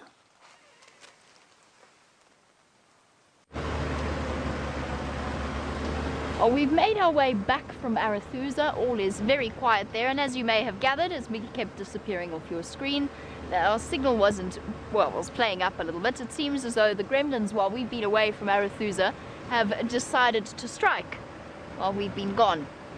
And we've moved back onto the southern boundary, onto Gowrie Main, to see what we can see and to see whether or not there's any sign of the Queen of Djuma, Karula, deciding to come back from Little Gowrie.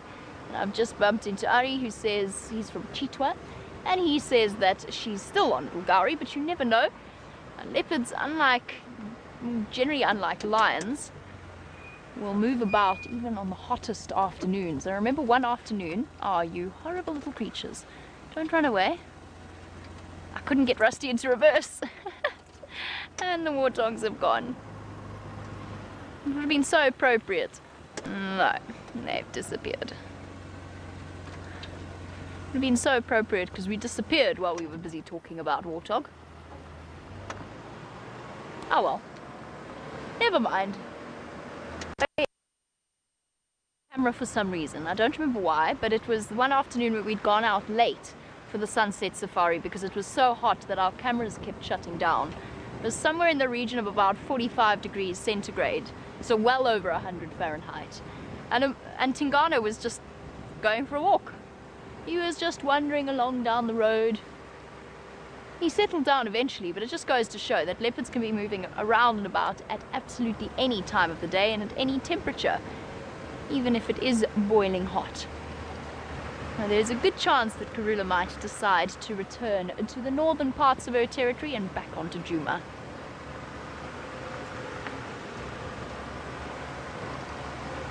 I'm also looking for a giraffe for this afternoon sunset safari. I want to go and look at them with new and opened eyes after of course I know we've discussed it at length, the new study that's determined that there are 4 different species. What was fascinating about that study, of course, and I'm not sure how much detail Brent went into, those of you who've read the study will know this, but typically when they're doing sort of genetic analysis on the different animals, they often look at the mitochondrial DNA, so the sort of energy producing organelles of a cell. And in this case they went one step deeper, which is really where it becomes exceptionally fascinating. And I always loved genetics when I was at school, and studying the intricacies of the way that different phenotypes and genotypes are passed on through individuals. But in this case they actually really went deep into the examination of the proper DNA, the nucleus DNA of the different giraffe species. And it looks as though they've been distinct species for a very, very long time. In some cases, millions of years since there was any kind of interbreeding between the different species. So absolutely fascinating study.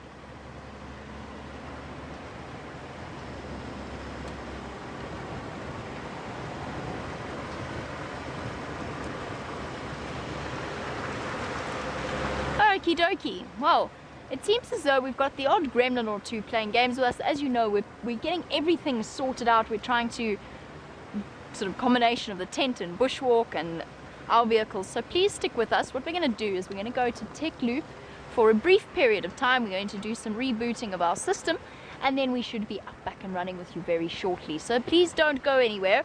Stay glued to your seats. You know, those of you who are regular viewers, how exciting things can get. You never know what's around the next corner and all of that jazz. So we're going to go to Tech Loop for now, and we'll catch up with you shortly. Some tech difficulties. That's one of the things about being alive and in the bush. But our tech crew is on it and not asleep like the lions behind me. Hopefully we'll be back with you shortly.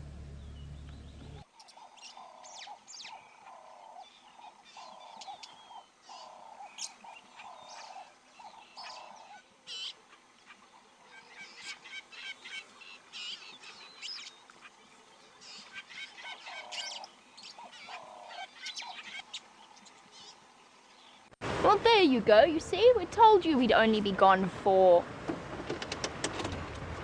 Don't run, don't run, don't run, don't run, don't run. Don't run. It's okay. It's okay. There we go. Finally, we managed to get a warthog on your screen and hope... Screen, not scream, screen. And hopefully we don't go black screen this time around. His little nose.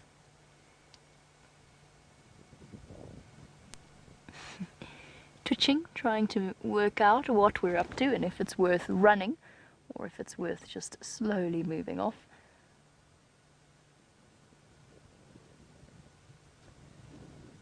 This female's also been rolling in mud. Not sure where. There's definitely none in this particular spot. I think she's gonna come out across the road, yeah. Trot, trot, trot, trot. And you can see the dark line across her belly. She must have found somewhere in Chitwa to settle and enjoy a little bit of mud. You can see she's not truly agitated. She's just moving across the open bit as quickly as possible before she calms down again. But if she were actually properly running away, then her tail would have been straight up in the air. The first sign of an agitated warthog. And if your guide ever tells you that it's because their skin is too tight and that's why they have to lift their tails up, now the idea was, there's a sort of an old, it's not an old wives' tale, but we need something similar. It's meant to be a guide's trick for gullible guests. That a warthog's skin is so tight that they can either have their tails down and their eyes open, or they have their tails up and their eyes closed, so that they can run through grass and not get the seeds in their eyes. If your guide ever tells you that while you are on holiday, I think perhaps you should confront them and tell them that you know that that is not true and that you are not a gullible tourist because you've been watching Safari Live. This warthog is making my life difficult now. Let me go forward a little bit, sorry, Via. She's snuffling on the ground there. There she is. Got a little bit of a gap. There we go. On her haunches, well actually on her wrists would be that equivalent. And they actually, it's just like your wrists, that's the direction that they bend in. And if you look closely, you will see a tree. Never mind, I was going to tell you about the little dew claws that stick out at the back and you can occasionally see in a warthog track. She's not having any of it. As she slowly disappears off into the distance, I believe that James would very much like to show you something interesting, and perhaps you can have a closer look at the anatomy of these fascinating creatures.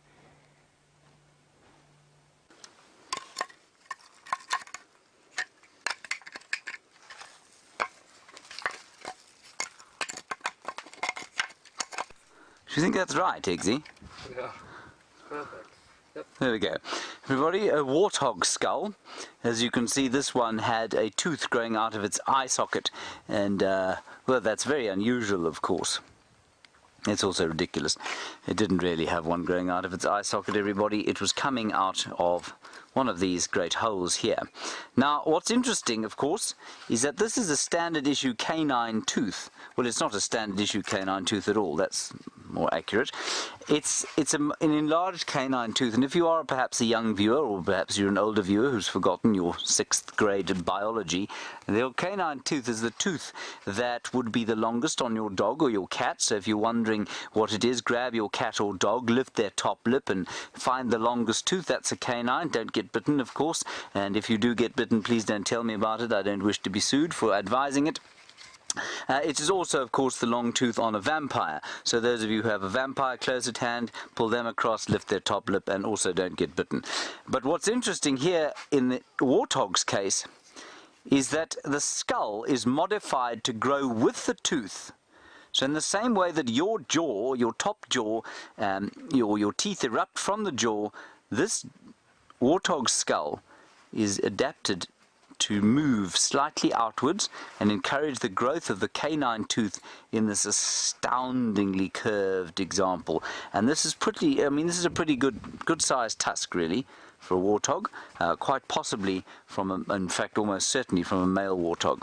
And the last thing I want to show you here is the one piece of clean tusk.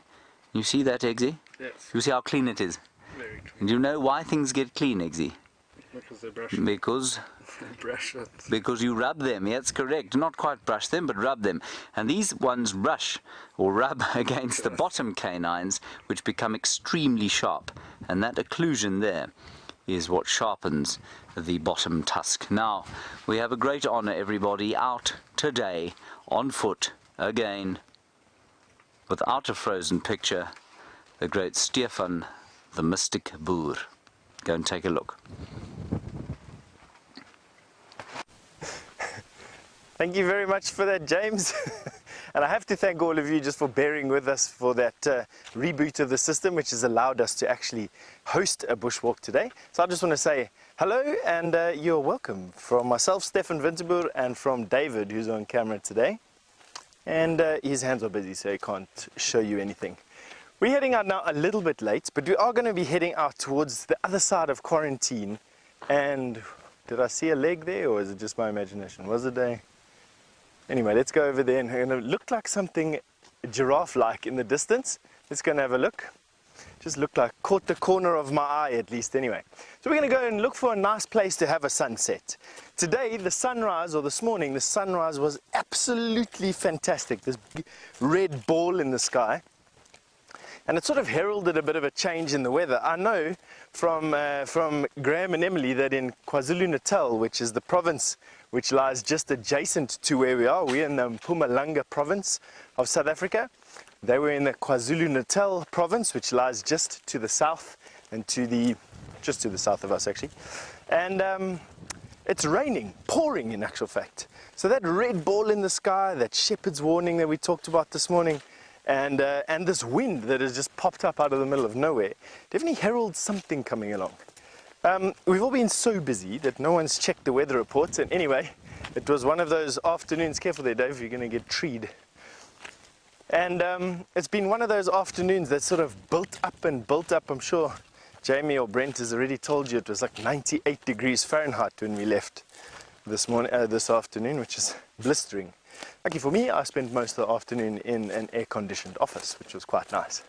All right, we've now gotten to the place where I thought I saw the leg, and it is nothing, which is not surprising. I tend to see these things out here all the time, so not too much of a worry. But in any case, it is a nice afternoon. It has cooled down somewhat from what it was in the last hour or so, and it's actually quite pleasant. To give you an example of what it is, yeah. So Linz, you've asked for some lizards. So first I just want to say hello, and yes, we can try and find you some lizards again. Yesterday we found a skink, a variable skink. So I think the best place would be to just head to the nearest wood pile and see what's hunting underneath the leaf litter. Now obviously the one that is most obvious is this one that's lying on its side right here. But I don't think I'm going to go there. I think I'm going to go into these wood piles here on the right. The reason for that is that there are a lot of these Burchell starlings and a resident pair of the lilac-breasted roller that live here, and a little lizard scurrying across this open area here would be a very tasty morsel for them. So let's stick our noses into some of these wood piles for you, Lynn, and hopefully we'd be able to find you something here. So the first thing that I'm very much like an insect or a spider or even a snake, I react to movement. And that is what I'm looking for at the moment. As I'm moving through the bush like this, we're spooking things as we're walking. And as I'm spooking it, they're moving. Something that I catch with my eye and can show you. I've only been attacked by a monstrous fly as that came out of the bush there. That was about the only thing that attacked me there. So looking on these branches, nothing much here. you can see that this is a very, very thorny tree. But while we look for your lizard, Lynn, I think a good idea would be to go and send you off to James in his tent with all those exciting things. Right, we're in the tent still, obviously, but what we want to show you is what's going on at the dam cam. There are some elephants over there, and we'll switch across to that feed. There we are, a small herd of elephants feeding in what is, I think this is a great vantage point, because what it shows you, of course, is the dryness. Virtual starting there, flying through the bottom of your screen. You see that, Eggsy? Yes. Well done. Now, all you can see is very slight green, and that green is almost exclusively guaribush or Euchelia divinorum, and of course Brent started off telling you that nothing likes to eat that stuff, and he's absolutely correct. Of course, the giraffe being forced to eat it. That greenery in the top right hand side of your corner of your, let me go again with that. That greenery on the top, what was on the top right hand side of your screen, was a jackalberry tree, and that elephant there now in amongst the guarri bushes, but you can see very much trying to avoid them, trying to get at the last shoots underneath the fallen knobthorn. And the skeletons of trees all around there that you can see. Now the Zoomy, of course, is in control of the camera, doing a very sterling job indeed, and the wobbling, of course, brought about by this wind blowing in strangely from the northeast. And I must just corroborate what Brent Leo Smith was saying about La Nina. I have just done some research because I hadn't heard what he had heard, and it would indicate that La Nina is likely to be a very weak one this year if we're going to have it at all. So that's quite interesting. So far from the predictions of deluge that have been, well, sort of bandied about the place here, it would seem that we'll probably have a pretty average rainfall year. That's absolutely fine. We'd be very happy to have that indeed. On that note, let's head across to Brent. Wait a second. He's got a road.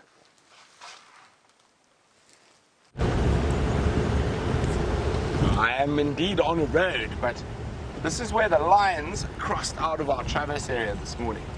But there were no cub tracks, and so they found them adults sleeping there.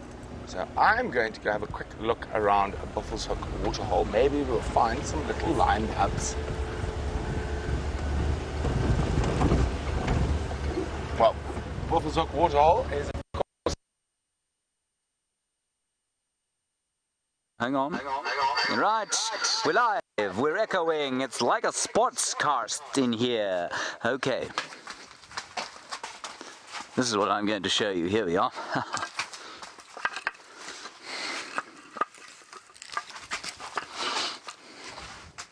Here. We weren't quite ready for that, everybody. We were trying to capture an insect outside when suddenly we went live. This is from a buffalo's foreleg. And what's interesting here is that the buffalo's foreleg, of course, is much the same as your forearm. Well, a bit like mine, really. There we are. Okay. And this is the humerus. So that would be the equivalent here of where your bicep sits. So the bicep would be on top there and the tricep at the back. And then, as we turn around, this is the elbow joint.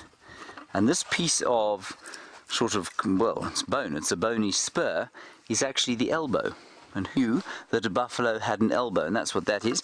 Now you know that if you feel on your forearm, so just go to your forearm, not you, Eggsy, you're on camera, and just feel along there, and you can feel that there are two bones there. One of them is called the radius, and one of them is called the ulna.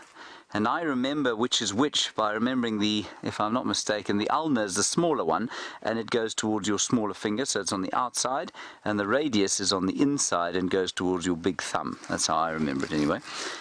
So here you can see that this buffalo has got both as well.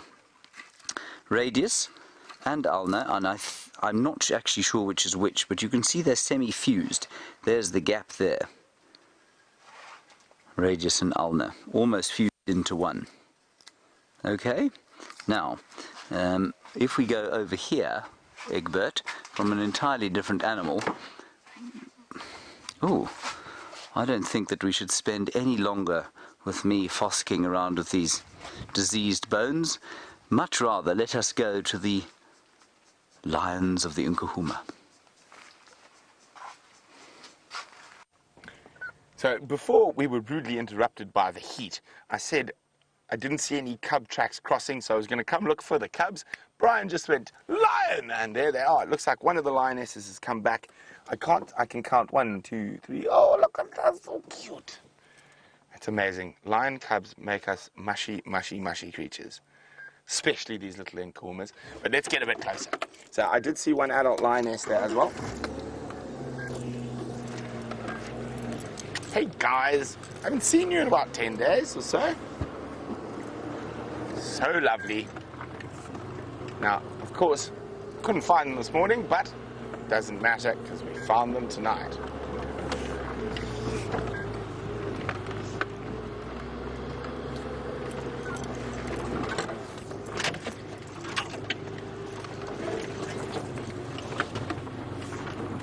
Oh, and the light is about to get quite spectacular.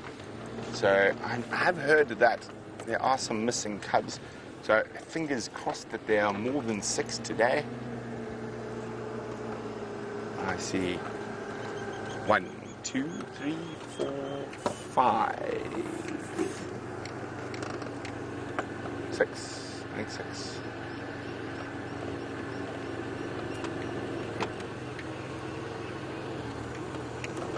Yes, there were 2 missing. Look, we've got 6 here. So unfortunately it seems like 2 are still missing. Oh, hello guys. Beautiful light, beautiful lions. We do love ourselves the Nkuhumas.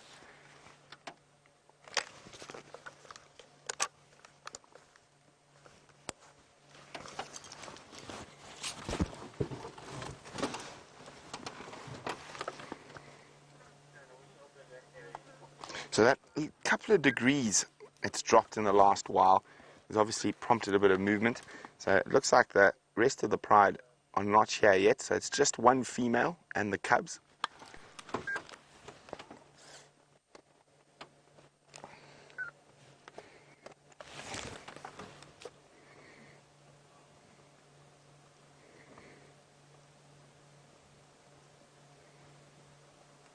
can see she's still quite hot.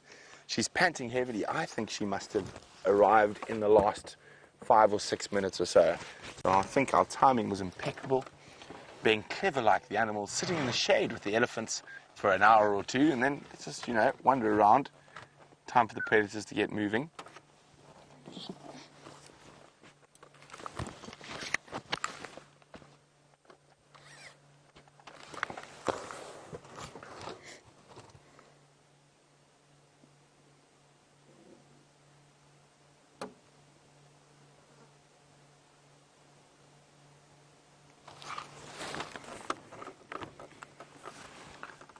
I wonder if any of the other lionesses might come join.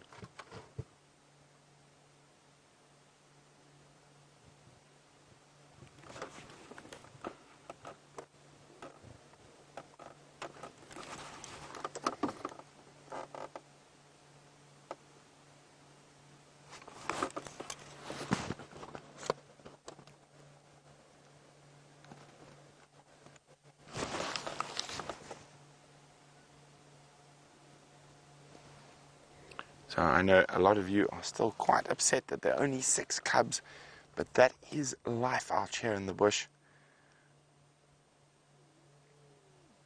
It's not to say that those other 2 might not appear. I must say that the longer it goes, the more unlikely it is, though. Ooh. Now they're trying to sneak in. Ooh, she's hot, she's hungry. So it looks like they didn't have a successful hunt last night. There's the youngest cub, 2 of the youngest cubs.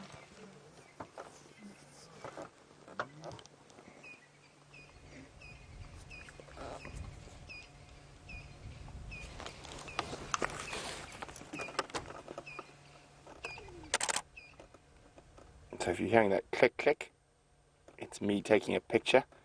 And I suggest you do the same. Get some screenshots of these beautiful little lion cubs.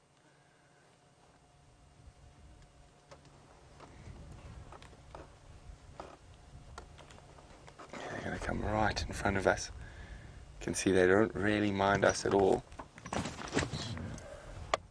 Let's see what happens. Hello, little ones.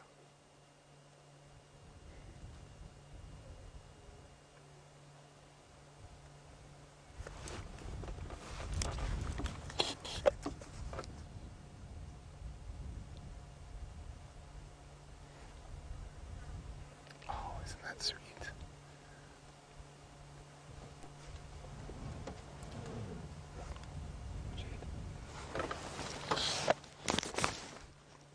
Now, Chi-Town Connie is wondering, is there any chance the missing cubs might return? There is always a chance, and I'd love to be proved wrong, but the longer we don't see those little guys for, the less likely an imminent return is.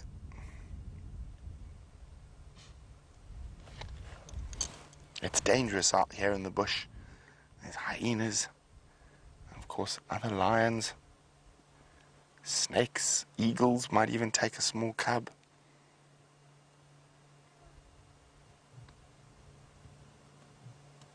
Comes the last one. Now she's about, I think she might head towards the Juma waterhole, to be honest. The lioness is moving into the bush, opposite direction to where the rest of the pride are. Might be taking the cubs for a drink. Careful, madam, lots of eddies around there.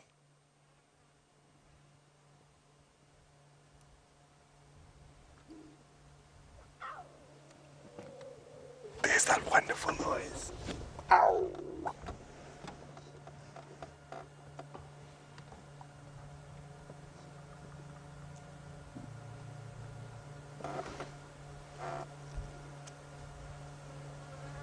Following her through the bush. We're going to do the same. We're going to try to keep up with them.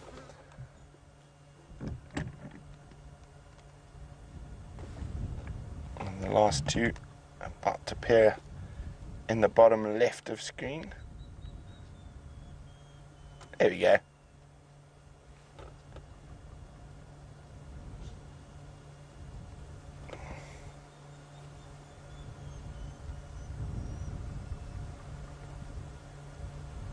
Magic, I'm so excited we found them. Great spotting, Brian.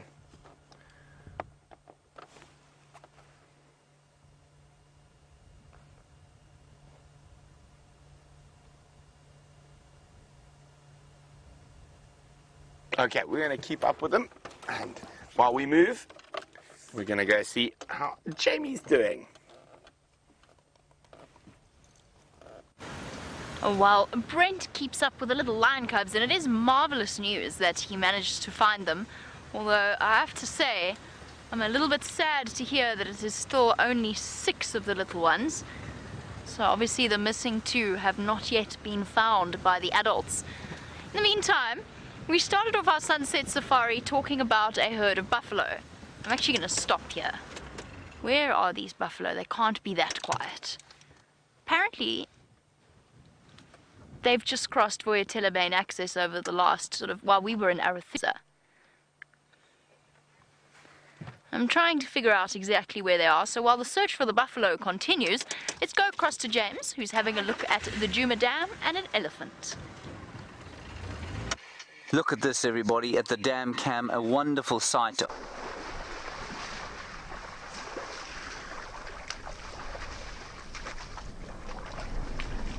Hello? Have you got our audio? Back to the dam cam. Have you got me now, Kirsten? There we are. Right, so what we had there, I don't know if you managed to see it, the tiny little one there, the youngest member of the half-trunk herd, that's our favourite elephant herd here, was having a whale of a time swimming in the water there. Elephants love to swim, but of course this little pan, look at him, this little pan, much too, oh, he's going to have another swim. This pan is too small for the others excuse me, to swim in. You might find that they'd lie down in it for a little while, but at the moment they're just having a bit of a drink, while the little one, exactly as a little child might, is swimming around there. Now, also on the far left-hand side of your picture, you will see Ronald the rover. Ronald is not working at the moment. He was working until earlier, and he has ceased to work, we think, on account of the heat. But because of the elephants there, we're not going to go down there and do anything about him until later. Look at this little thing having a swim. Zumi, you are completely on fire here, moving entirely in time with my voice, and what you'll find is a great deal of affection there from the rest of the herd. They enjoy the sort of playfulness of these youngsters, and in much the same way that we enjoy the playfulness of human being babies. Look at it, it's having the best time ever. Cooling down, mud, water, something to drink. Mum's close by, so's my big brother. And there's Mum just looking at something. She spotted something. See, she's opened her ears out, standing between whatever it is and the elephant herd. I wonder if there aren't some impala to the left-hand side, Mr. Zumi. Or is there something on the left-hand side there, maybe? See her looking like that. And elephants way in the distance. Hello, Ellen in Arkansas. You're wondering, we've just seen that little elephant swimming. I wonder if they're not a little bit alarmed by Ronald there. I think they are. You want to know if it's born during a drought, how quickly will an elephant adapt to swimming? Well, I think very quickly indeed. You know, I mean, that elephant is probably a year old or so. And while it's been born during some pretty dry times, it's certainly seen water in Buffelshoek Dam, so enough for it to have swum in. It's seen water here. It would have seen water probably in Arathusa Dam. I think they've been in both dams, this half-trunk herd, and all of the dams in Buffelshoek. So, although it's a drought, it has seen water before. And also, I think, you know, unlike human beings, which have to be taught for seemingly appalling amount of time how to swim, young elephants and young dogs, I mean, anybody who's owned a dog before knows, you put them in water and they just know how to swim. And I think it's very much the same for that elephant. Blacksmith plover on the right there. Well, no, back to the elephant there, having a wonderful swim. Look at that. It's not even deep enough for him. Hello, David, you're in the UK and you're our Zumi. I think you're doing an absolutely spectacular job, so thank you very much for your dedication and for the skill with which you're operating that camera at the moment. Mercifully not me doing it. I'm hopeless at it. Just can't get out. You can see he feels like maybe he should get out. Perhaps Mum said that's enough, but he's not getting out. Yeah, Mum is reacting to some impala, and I think also the smell of that rover. I think she's unfamiliar with it. And so it's quite a good thing that it's not moving. It's quite a good thing that it's just sitting there and they can get used to it as a totally harmless part of the environment. But see how they've formed a protective ring around the little one as it obliviously swims in the water there. I think that is just too sweet. And I've no doubt that Mum would love to have a swim too, but it's just a bit shallow in here for her. There's the slightly younger one tossing mud on top of his body, drinking a little bit, and the little one, how they don't get stood on, I just don't understand. I find it so amazing. Look at that, it's absolutely ridiculous. Enjoying the feeling of the mud and the scrape of the rocks. And now the older one's getting in on the act. Someone's going to try and push this one into the water, just like two kids would. They're two young bulls. That is wonderful. And the one on the far side there, I think the one on the far side is actually part of this herd. And I don't think that the closest one to us, the young bull closest to us, is actually. I think he may have joined from that other herd. That was the other side of the dam there. It's interesting because there are 5 of them now. You see, normally just the 4. And I thought it was her, the half-trunk cow, young matriarch. And I thought the one at the far side there, who I think is a cow, and then this other youngster who was about to be tossed into the water. Does everyone agree with me there, or am I wrong? Yeah, I think that's right. Look at that little one, it's too excited. It's too excited by the cool. It can feel the cool of the day starting to come now. It's not quite so hot. It knows it's going to go into a cooler time, enjoying the swim, the safety of mum, a gorgeous light, lots to drink, and of course an elephant like that, just as the same as a child of the same sort of age. No idea about the stresses and strains of trying to find enough to eat. Look at that other... Paul, you say the half-trunk daughter has taken out the Nest Cam and it might take out the Rover next. I couldn't agree with you more. The Nest Cam, not to put too fine a point on it, seems to have, well, come apart somewhat. And the daughter, oh, there we go, bigger one's now in. Bigger one now in the water. Couldn't deal with not having a swim. This is fantastic. I haven't seen elephants swimming for goodness knows how long, and now they've obviously decided that there's enough water for them to have a bit of a swim in. And look, it's almost like a half-drunk cow is slightly too nervous to come in, almost like she's saying, why are you playing there? And apparently there is a hippo in the top left corner looking morosely on as his last remaining piece of habitat is monopolized by these 5 glorious elephants. On the far right of your screen, look at that thing scratching himself on the logs there. All of them lying down on the cool mud to cool their bellies.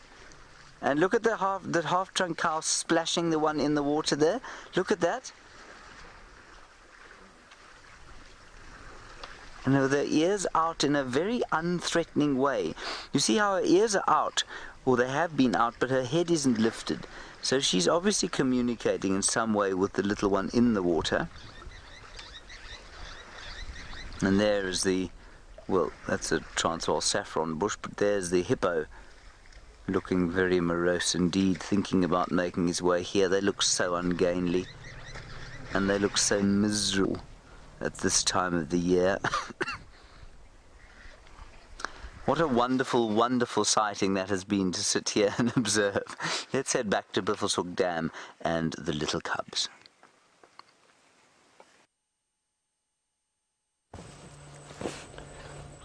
So she's moved a little bit, but she's laid down again now, and quite a bit of growling at the cubs. So I think she doesn't have that much milk. She's quite hungry.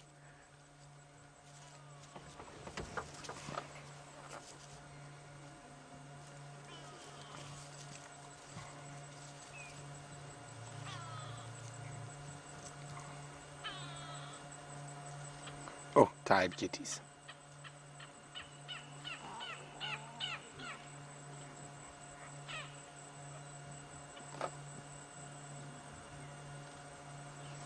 Trying to see if we can find a better spot. It is a bit of a difficult area. Let's see what happens.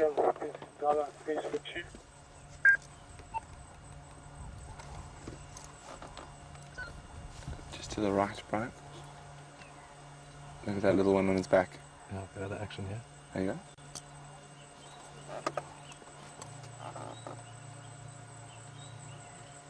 Oh, there we go. He's flopped down now, but he was rolling around. Now, lions will often lie with their belly exposed like that, so the white helps them to cool down.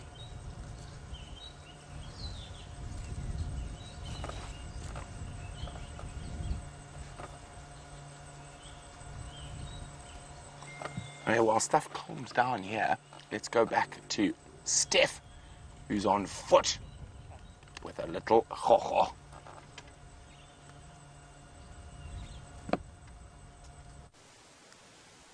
I am with the little assassin bug. Have a look at this beautiful specimen here. So I know he's an assassin bug because of his long streamlined shape, the way that he's holding his front antennae. These are these 2 leg-like arms here in front. And also, if you have a look underneath his head, you will notice a black, almost recurved dagger. Now that is his proboscis. And this assassin bug waits and walks around, looking and imitating a stick, waiting until an insect triggers a strike by touching one of these two antennae. They then lunge forward and extend that black pipe that you see under his head. It comes out like a switchblade, basically unfurling, so going from this to opening up and stabbing down into an insect, usually at the back of the head or just into the thorax, and then they, using the same weapon, they suck out all the juices. Can you imagine anything more terrifying than that? This branch coming alive next to you, it'll be the same as this tree we're going to have a look at in a moment, coming alive next to you, grabbing you by the body and then sticking a drain pipe in the back of your skull and sucking you out. Not the nicest thing. Assassin bugs. Isn't that the coolest little guy? And he's tiny. No bigger than my finger. Front end of my finger. Isn't that just the best thing? But we have got another surprise here for you as well. And that is the long-awaited relief guide. So when Herbert goes on leave, we have Rexon Intimani who comes and helps out. Rexon is the newest game ranger, the newest guide for Djuma Private Game Reserve. And many of you will be going, but you recognize him, and it's exactly because Rexon used to guide for us for Wild Earth many, many years ago. How many years ago now, Rexon? About, 6-7 years back. 6 or 7 years ago was when he's left. He's been looking after his family since then. You're going to be seeing a lot more of Rexon, not only on Djuma's game vehicles when Aubrey and Taxon go on leave, but also with us on the walk, keeping us nice and safe for when Herbert goes on leave as well. So welcome. Nice to have you aboard, man. Yeah, lovely. All right. Rexon's been keeping us safe for a few days now. I must be honest with you, we've been a bit naughty and not letting you know, but we thought we'd keep it for a surprise today, and I'm very glad that we got to do that. And on that note, so while we walk around and find something else amazing, let's cross over to James in his tent. Right, I would now like to take the largest photograph in history, everyone, so if you could all smile on the count of 3. Look at my finger. You got it? 1, 2, 3. You all look wonderful. Well done. Now, we're going to the dam camera. Very nice. There we have the hippopotamus. I don't know why he got out. Well, I do know why he got out, actually, because he got out because, Connor and Alex and I went down to try and put the rover down, so he left. And then while he was gone, he was sort of usurped, if you like, by elephants. Here he comes. Oh, isn't he amazing? So ponderous and slow. They look like they're from another world to me, hippos. Look at the strange feet, soft 4 toes, enormous muzzle. And they look like they could not move. Oh, he's having a drink too. He's so thirsty. They look like they couldn't move faster than you and I could possibly crawl, but they are not slow. And he also looks like, with that great big mouth of his, he could probably drink most of this pan in 4 or 5 gulps. I think this is just wonderful. Now, if you look carefully, you will just see the odd head bopping up above the surface of the water. That is a terrapin.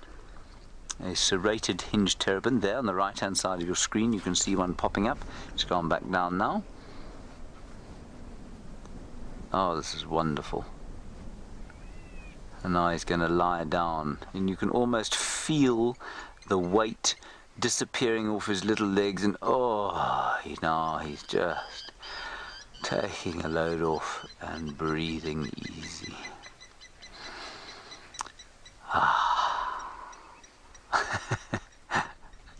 I think that's so cool.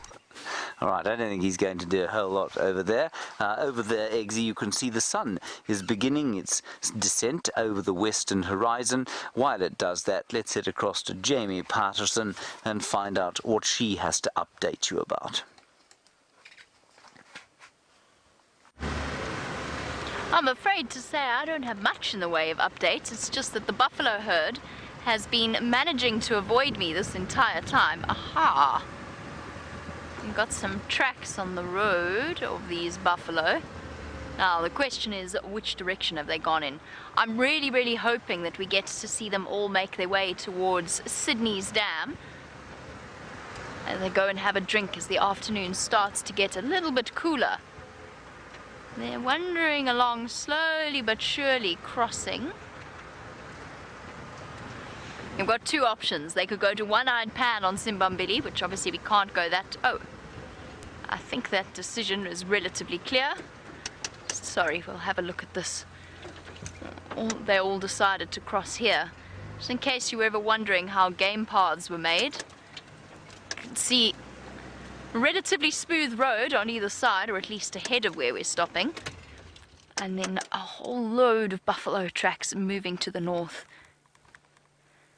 Right, straight towards Sydney's Dam. Lots and lots of them. Okay, so that's where the main group crossed. And I'm not going to jump out to show you too clearly, just because I want to try and catch them as the sun starts to go down and before they disappear into Buffelshoek. Hopefully we should encounter them somewhere here on Sandy Patch. Now, we've already paid one quick visit to Sydney's Dam, and there were a couple of elephants that were dashing away over the dam wall. While I catch up with our buffalo, let's go across and look at one of the other magical tiny things with Steph.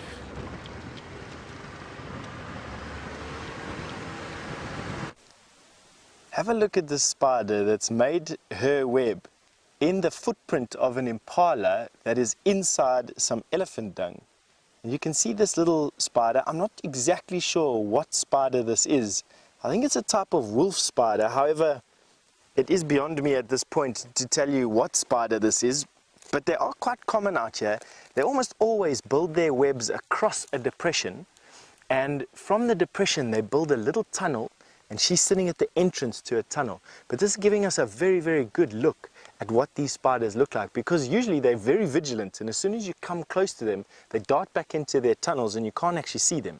So this is actually giving us it's giving me a beautiful chance of, or a good chance of seeing her.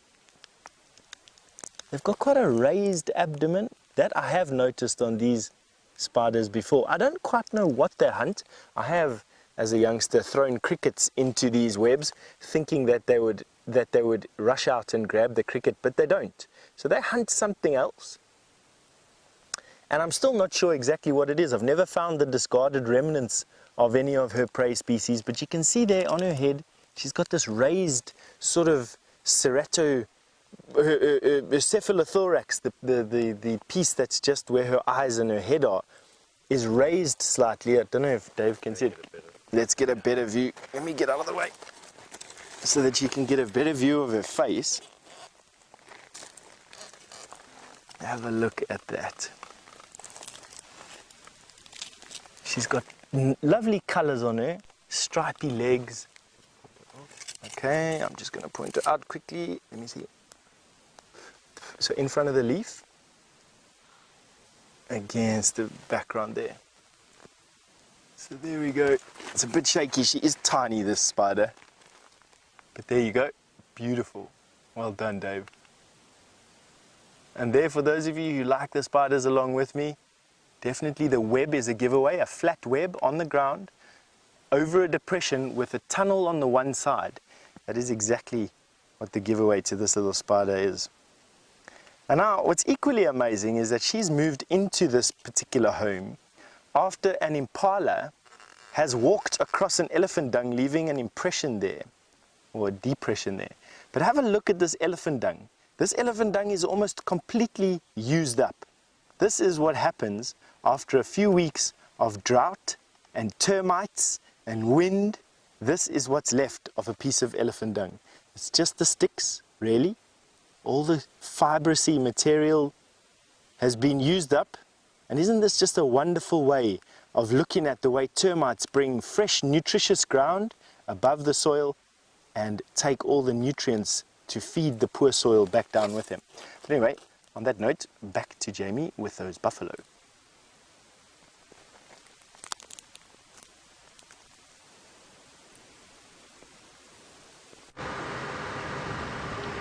We have just finally caught up with the tail end of the herd.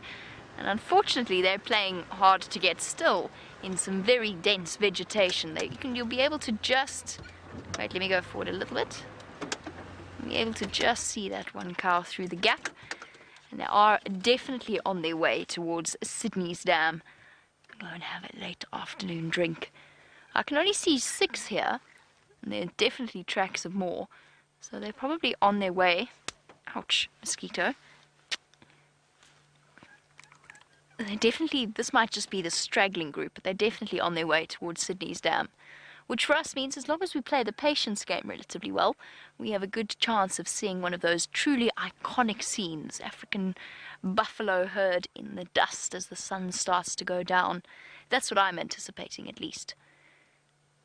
For now though, they are in some very, very dense vegetation.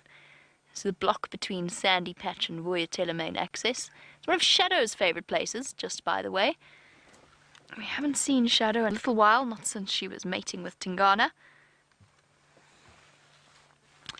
Right, so this is what's been fluttering, I'll try and keep it still, fluttering around our faces and our eyes over the last few hours.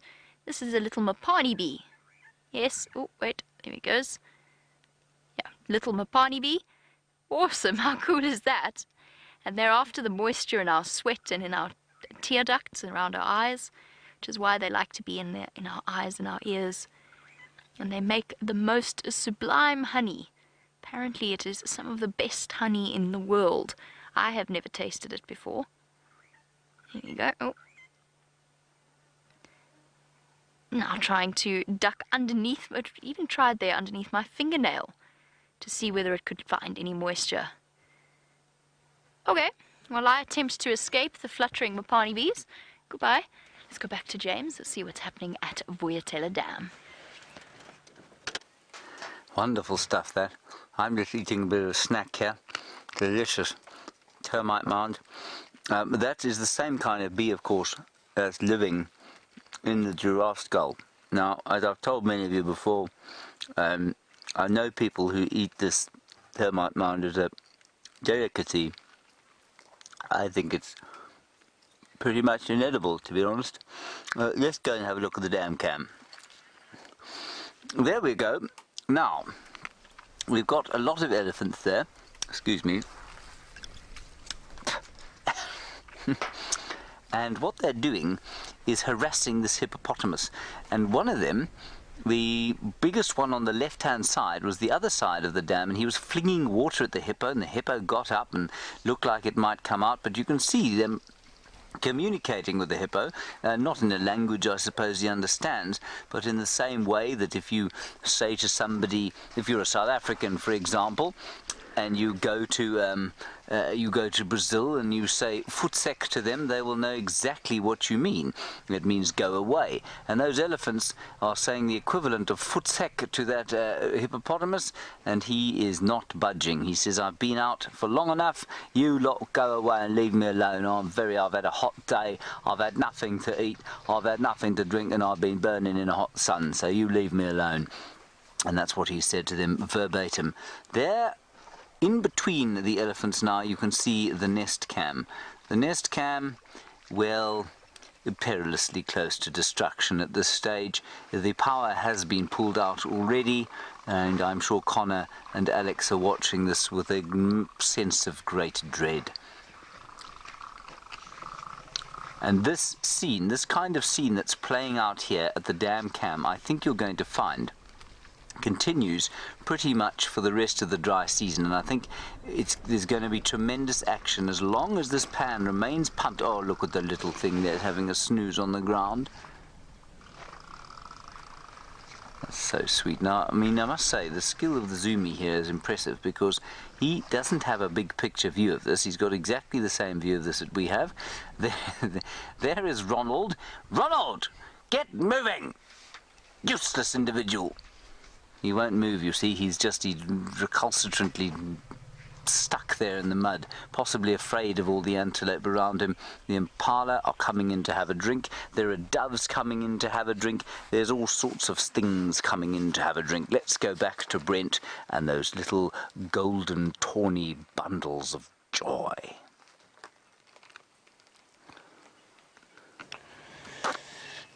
So Mama took us on quite the goose chase through the block, but we managed to keep up with her. And she's now come back out into the road. No, try it. Everyone's You can eat it. stopped for a little bit. We still have my audio, everybody. Should we sing a song, Jerry? Come and have something to eat, Taylor. It's delicious. Let's move a little bit closer. I was worried they were going to keep moving, so I just kept my distance in case we had to keep moving again.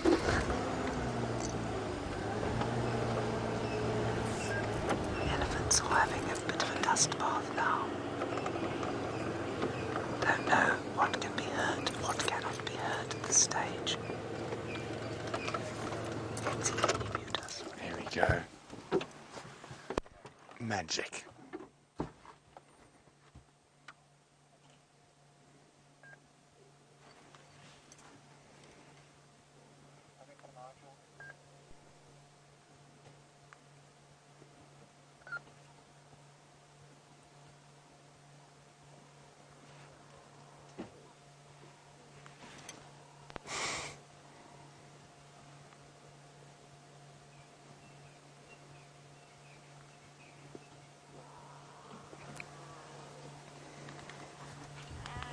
Complaining. Mom, I'm thirsty, I'm hungry.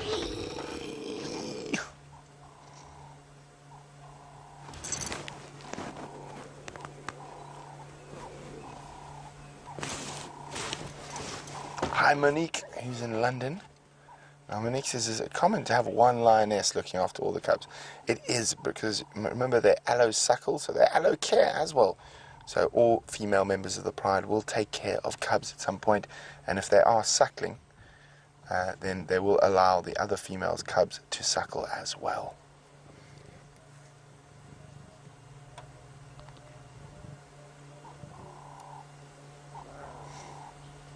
Now, she's quite hungry, so she probably isn't producing that much milk, so that's why she keeps getting up and moving. So once the cubs have suckled for a little bit, she gets a bit irritated, probably gets a bit painful as well, as they try to knead her nipples to try to produce more milk, or they start biting a bit hard, and that often causes her to get up and walk, which is what's been happening throughout since we've actually found them.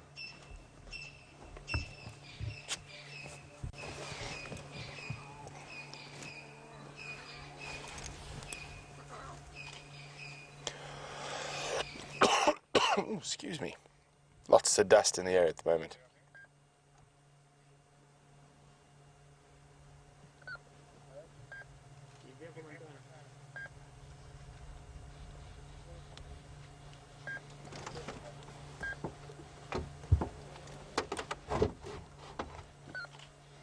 The one's lying quite close to us.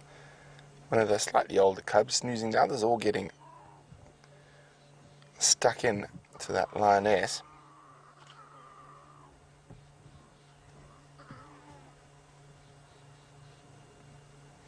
Now, lion cubs are weaned at about 6 months old. That's when their mothers will stop producing milk. But it isn't unusual for a lion cub to suckle older than 6 months if there's another lactating lioness in the pride.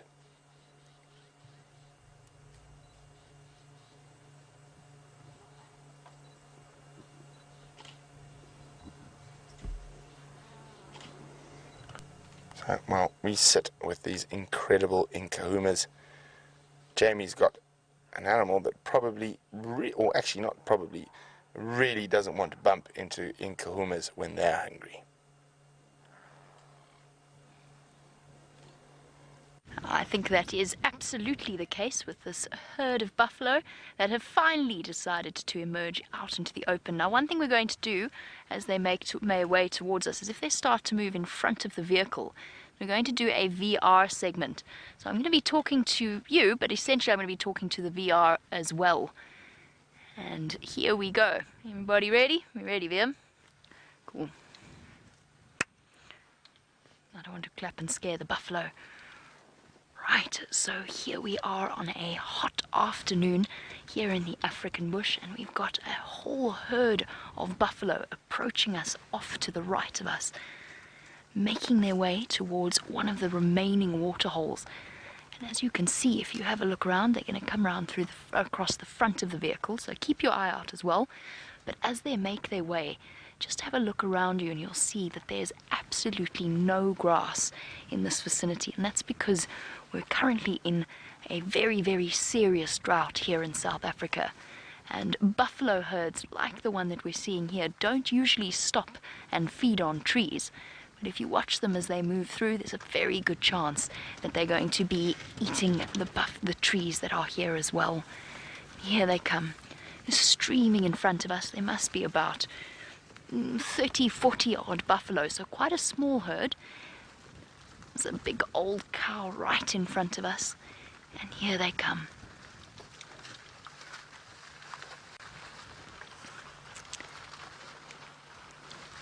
The sound of the buffalo as they move through, it's not a quiet thing. A buffalo herd, we can just hear their feet trudging across the road and across the soil as they make their way towards the dam. A couple of little ones in there you might have spotted, but mostly adult females, just like the one that's walking at the back of the group. And they're still looking in really good condition. They're going to make their way straight across towards the water hole, and they're all going to gather there for a drink. Beautiful time of evening. It's been very, very hot this afternoon. It's been 37 degrees. They've had a hot afternoon, and now as it starts to get a little bit cooler, as the sun starts to go down, they're going to move through and have a drink and quench their thirst. Another gorgeous afternoon here in Africa.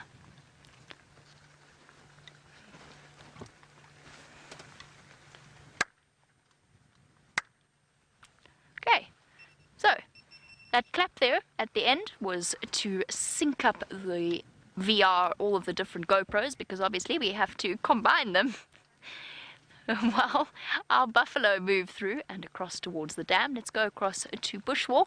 We've got a beautiful view of what I imagine is going to be a stunning sunset.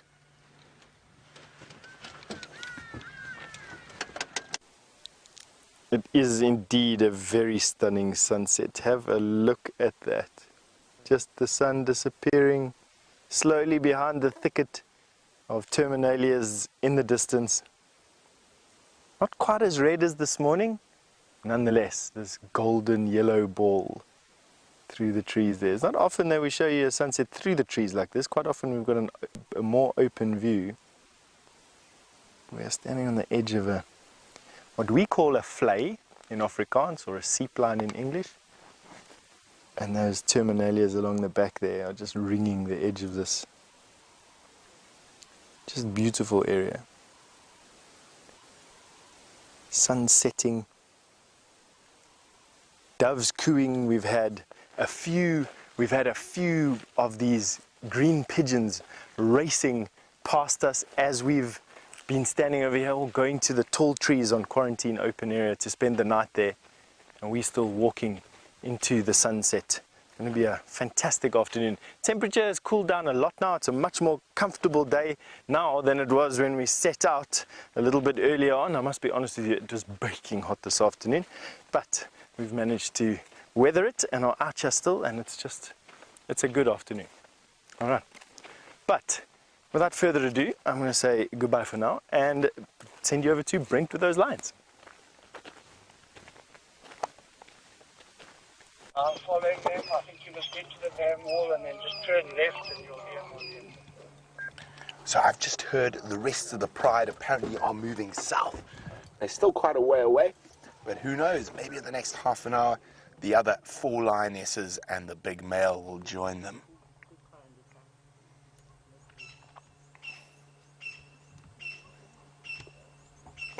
Swat. Swatted by a tail.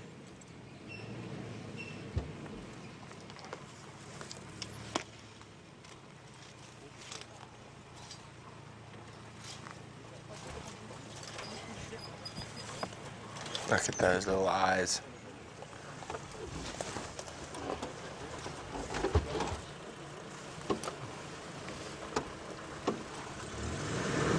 Okay. Oh, she's up. Yeah, I don't think she's on the move. Now, I know a lot of you are wondering about the missing cubs. As we've said, it is normal. That is what happens in the African bush. If all the lion cubs survived, it'd be really tough for all the buffaloes and impalas. So, it's about a 70% mortality rate that lion cubs face in this part of the world.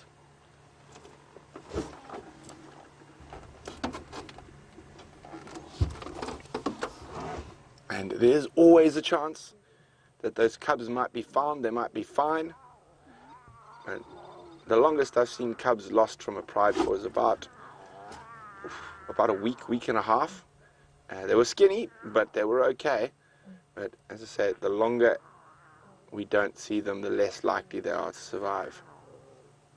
But who knows, maybe Brian's thumb magic will work today and we'll happily see them rejoin with the other missing cubs.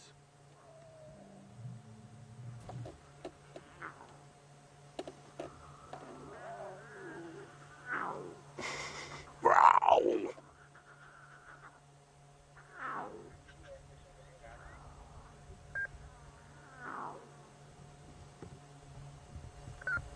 Very common lion behavior. Walk, lie down, walk, lie down. So before the other cubs get close and walk to join her, I'm going to move around so we can get a view of them coming down the road to see her. Isn't this absolutely wonderful? So, while we get around to the other side, let's go quickly across to Jamie, who's got something having a sundowner.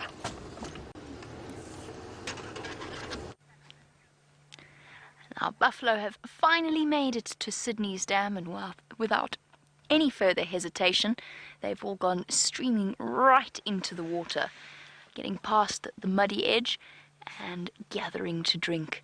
And what is interesting about the way that the buffalo have approached the water is they show far less hesitation. Charming. And don't, much like our hippo from earlier, don't have too much of a problem in terms of toilet plus drink in the same place.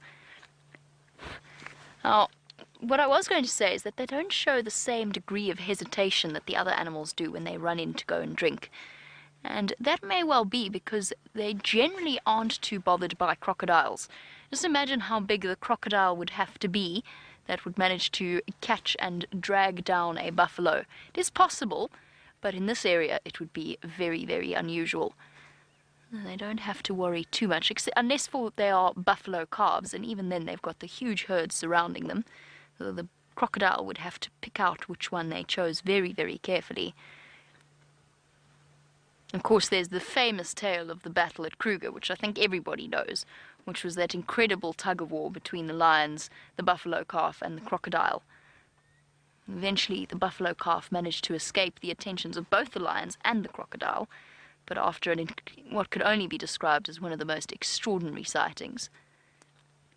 And there we go, not lingering for too long. I think they feel a little bit exposed here. And I think probably relishing the drop in temperature that we've experienced this evening.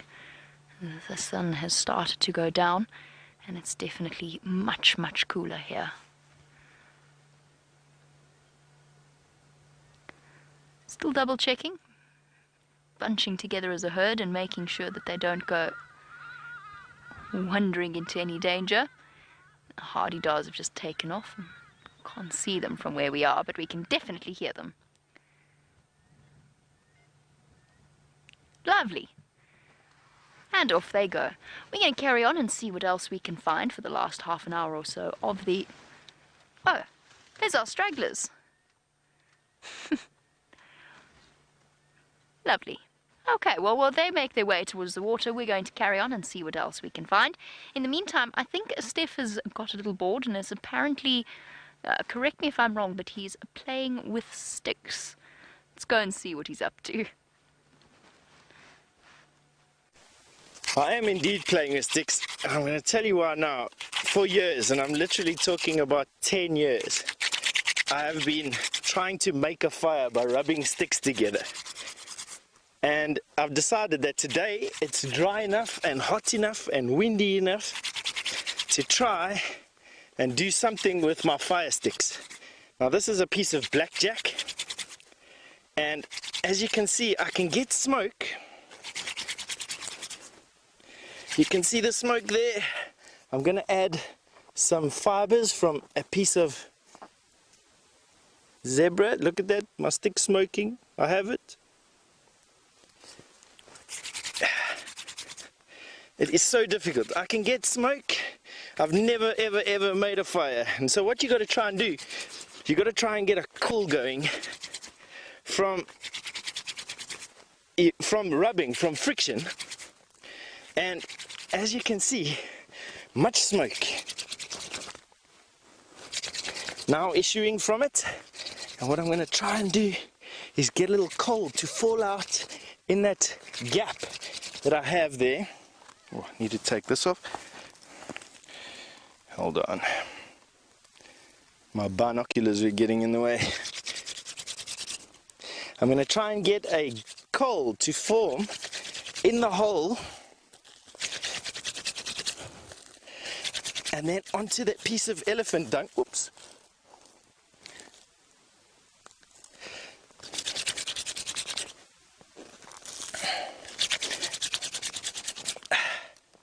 It is so hard on your hands. Yes, we can see smoke. I'm almost there. Whew, it's hard work. I've watched a little bushman friend of mine do this literally in 20 seconds. Here we go. Come on.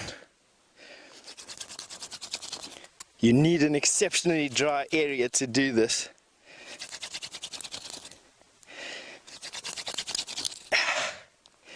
Come on. This is busy turning my fingers into sausages. Come on, you can do it. Let's see. No. No little ember yet. I've got to keep on practicing. And I've ruined my hole. You can see there. My hands, oh, blisters, blisters, blisters. You can see lots of practice still needing over here. But anyway, so much for that try today. We live to try again another day. And on that note, off to those little cubs.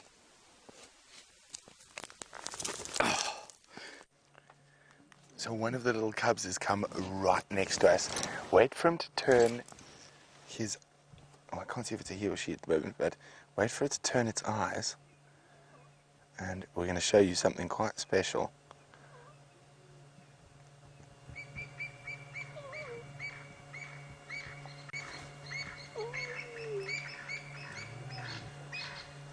Come on, turn your head. Come on, look this way. Now, they're all focused and listening to where there was a, or the lioness in particular is focusing on where there was a francolin came flying out of the bush, alarm calling, just to check if there was anything there.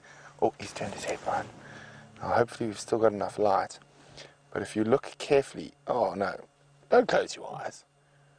In the reflection of his eyes, you could actually see us sitting in the car, but now, of course, Murphy's Law is not playing along.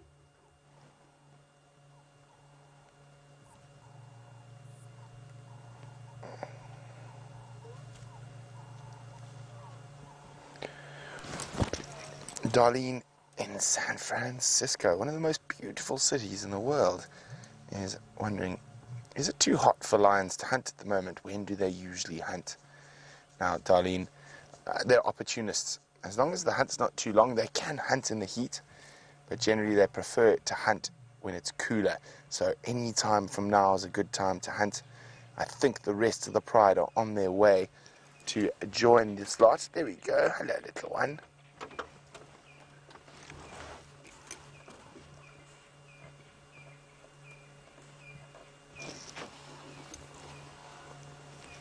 They are up. There we go. Oh, just for half a second.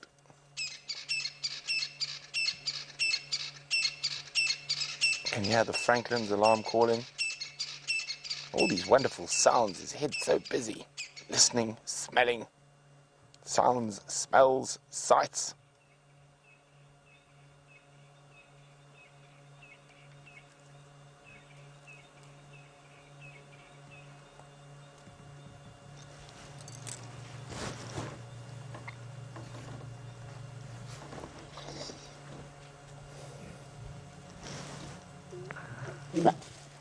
Oh, yes, I think she's running low on milk. Now the other lionesses are on their way. Hopefully they're a bit better resourced than she is, fully stocked. I think they're still quite far away, but I will keep an ear to the radio. Hopefully they do arrive before the end of the sunset safari. Oh, but she's up on the move and moving away from where they're coming from. Let's just see where she goes.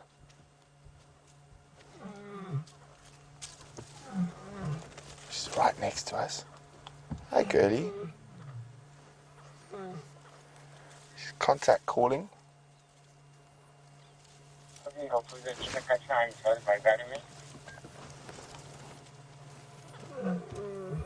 Now, there is a possibility she is calling for the missing cubs.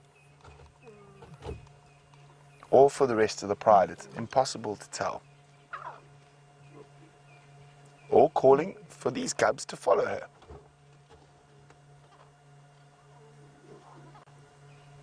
And as she turns to look back, I think that's the most likely. And this lot have just started to make a noise.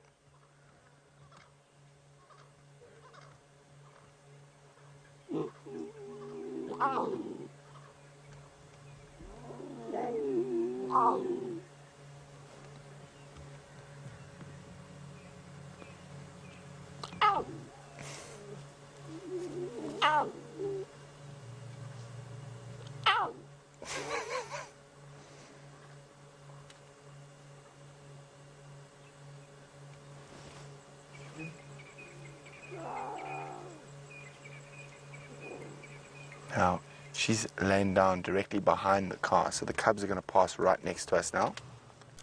Here comes one, and they're going to go so close that they can see Brian. Brian, what are you doing? Look at it. Oh, maybe they can see the cub thumb. They think one of their friends might be on the vehicle. I mean, they're about 2 feet, less than 2 feet from the tire of the car. No, it's too tired to carry on. It's going to wait here.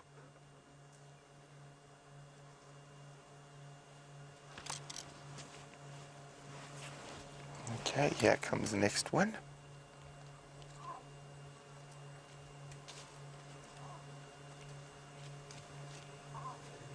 Is he going to make it all the way? Is he going to get lazy and lie with its cousin?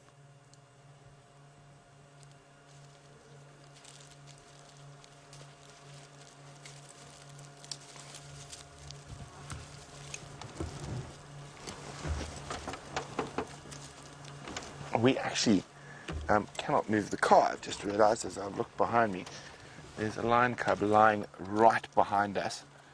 Yeah, so we are stuck here for the moment. I think, there we go, there's the one lying right next to us, behind us. So while we wait for the lions to move off so we can move, let's go see what James is up to in the tent. Straight across to the microscope feed, everybody. Check this out. This is a little jumping spider of an astonishing array of honey, gold and copper colors. And look at him, he's tiny. Now what he is, he's sitting on the brown tablecloth, an extremely cheap piece of fabric that we have here, but it's very finely woven, as you can see, and I just wanted to put him on this to show you the scale of this little fellow. He's about maybe 5 millimeters long. You can't even express that in imperial measurements. Look how tiny he is compared to he looks like he's sitting on a fairly large sort of sisal mat, but he isn't. It's pure cotton, and well, it's not pure cotton, it's largely synthetic polyester, but you get my drift. And what you can see there are his eyes on the top of his head. He's got 1, 2, 3, 4, 5, 6 sets of eyes, and indeed probably 8, as if I'm not mistaken they've got 8 eyes. There's another set just in that sort of bald patch. Looks a bit like Steph and I. He's obviously a bit old. He's starting to bald on top there, but there's some light sensing eyes on the top there. Isn't he amazing? And let's just go back to his abdomen there. Let's focus down his abdomen. You can see his little pedipalps there on his head moving. Look at that. They're cleaning his little fangs and his little mouth. and I'll show you what we found him in just now. I struggled for a long time to make him sit still, everybody. Such is my skill at wrangling a 5mm spider. And look at the hairs. Those hairs, very sensitive, very good at feeling the air and feeling the prey that he's trying to get hold of. They're not just there for decoration, salon quality though they may be. Isn't that cool? I think that's an amazing, amazing picture. And I'll just quickly show you what we found him in. He was living in this, the gall. I'm just going to put the microscope down. The gall of what is often referred to as the gall of a gall moth, at least not a moth, a gall wasp, that's found on a silver cluster leaf tree. But there's no wasp in here. And I don't know what this is. But look at all that incredible, incredible silk. And from it, or inside it, a whole lot of prey species. Whatever lived in here with that spider killed quite a lot of beetles in the interim of its life. Okay, let's head across to Steph. He seems to have a tree and hopefully some success with his fire.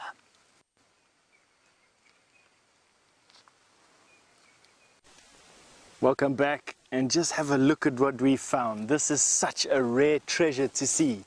For those of you who think that this is a rock, you're 100% right. What's your aerial?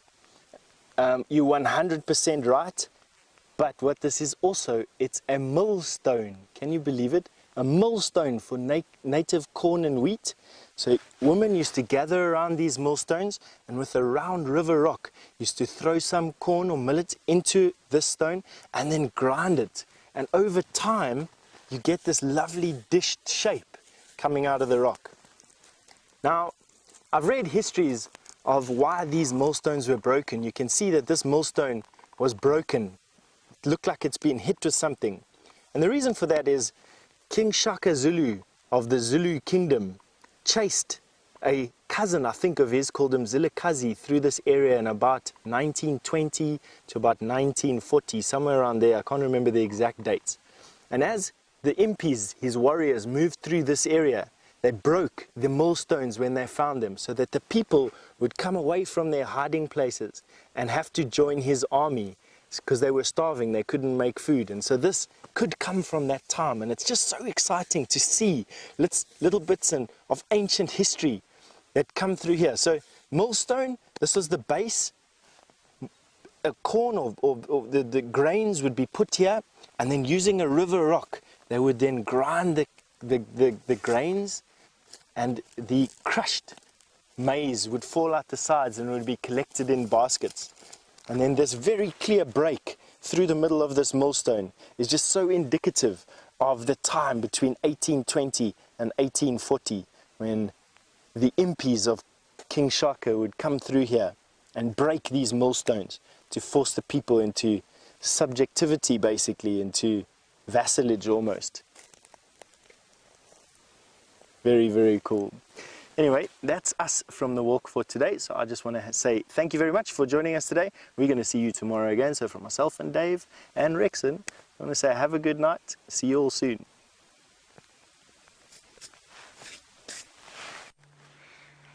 And for our last few moments of our sunset safari, we've got one of the little antelope species that we hardly ever get to see. This is Brent's favorite, and I have to say it's one of mine as well. Little female bushbuck. They are just so incredibly beautiful. The same sort of color as a female Inyala, but with less obvious striping along the side, so the white stripes are not as clear as they are on an Inyala, and they've got far more white dots on them, and they're much, much smaller than an Inyala, but basically part of the same family, the spiral-horned tribe of antelope. Isn't she gorgeous?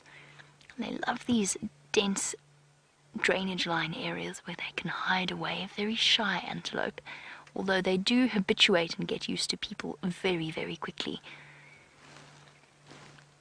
And we don't actually get to see bushbuck that often, except around our camp. Liam, are your bushbuck still living outside your room? Yeah, it's there sometimes. Still there sometimes. There was a little pregnant female that gave birth. Oh, where are you going? Off she dashes. Decided she's done being hidden behind the trees, and off she goes. Lovely. Oh, it seems as though we have reached the end of our sunset safari, so from myself and VM, a big let's go to the lions, over to Brent. The missing cubs have arrived. There they are. Isn't this wonderful? Brian's magic thumb, yay! Just keep coming down. The 2 missing cubs have just joined the rest of the pride, so all 8 now. There we go. Looking a bit skinny, but they are here. They've survived. Isn't this amazing? Killer bees. Killer bees. Oh, Brian's magic thumb.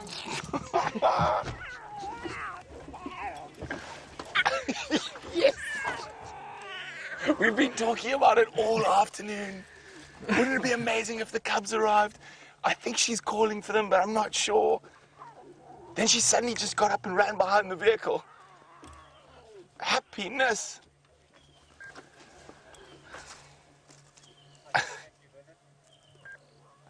No. I'm happy to see you, but not that happy.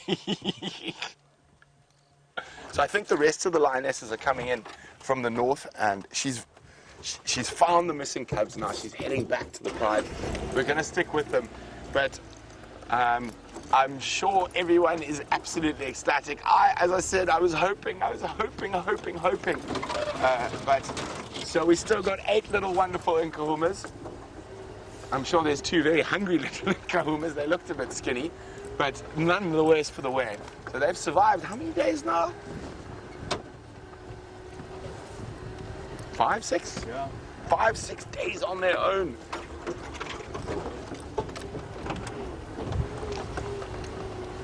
Vernon, they're starting to head back north towards the dam.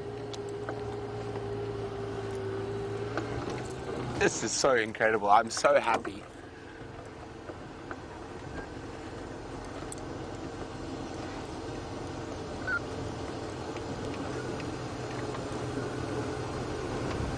They're now all highly mobile.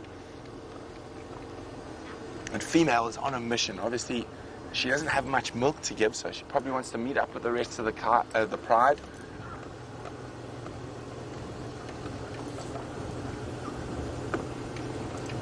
There we go. That's one of them. Look how skinny little one.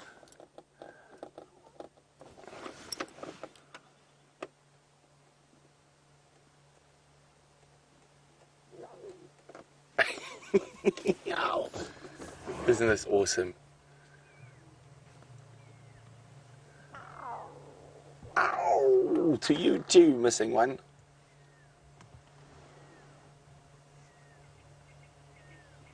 I think there's a good chance. There we go, she's calling. Look at this, they're going to meet up with the rest of the pride. Let's stick with them. Hopefully they don't take us to too much thick, don't go into too much, I can't even speak, I'm so excited, too much thick bush.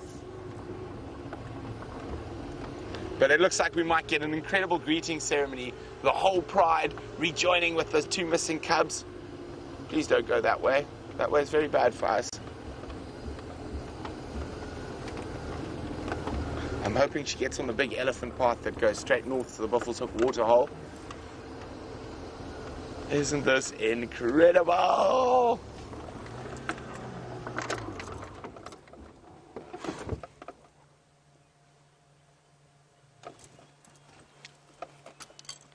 Vernon.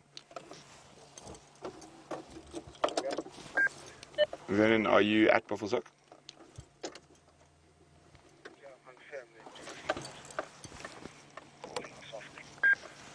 Copy, yeah. I'm going to come join you there. The rest of the pride are running towards there now.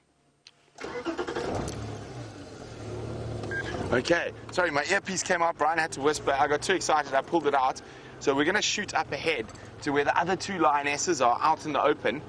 And we'll try to stick with them. We'll see.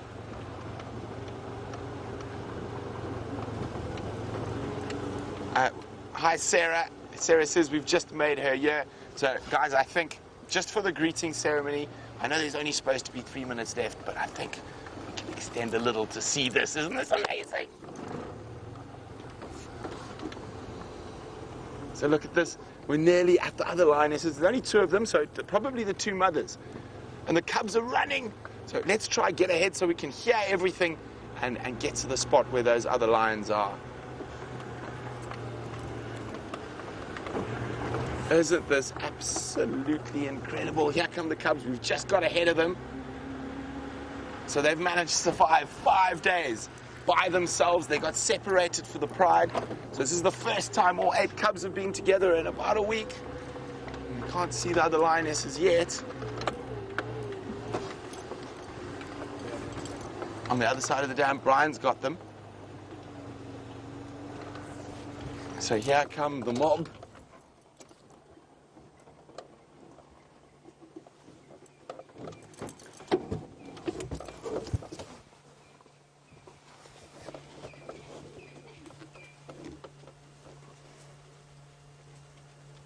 Isn't this just too special? There we go. I can see one lioness on the other side of the dam. There we go. It's just spotted the other lioness. Look at this, off they tear.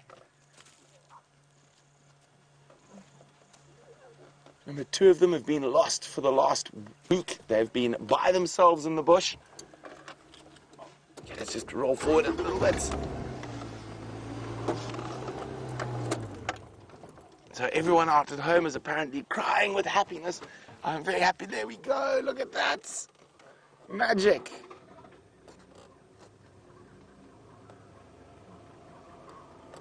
Nkahuma's reunited.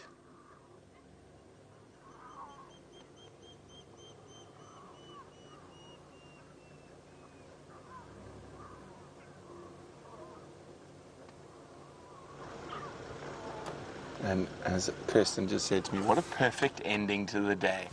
We could not have asked for a more magic moment. Brian and I have literally been hoping and wishing for it all afternoon.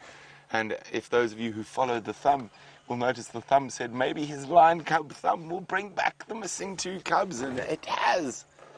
There we go.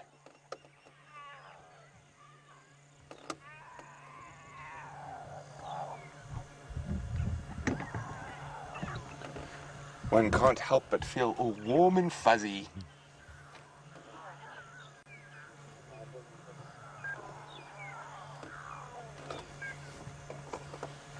So it is getting dark, and as you know, we don't put spotlights on the cubs.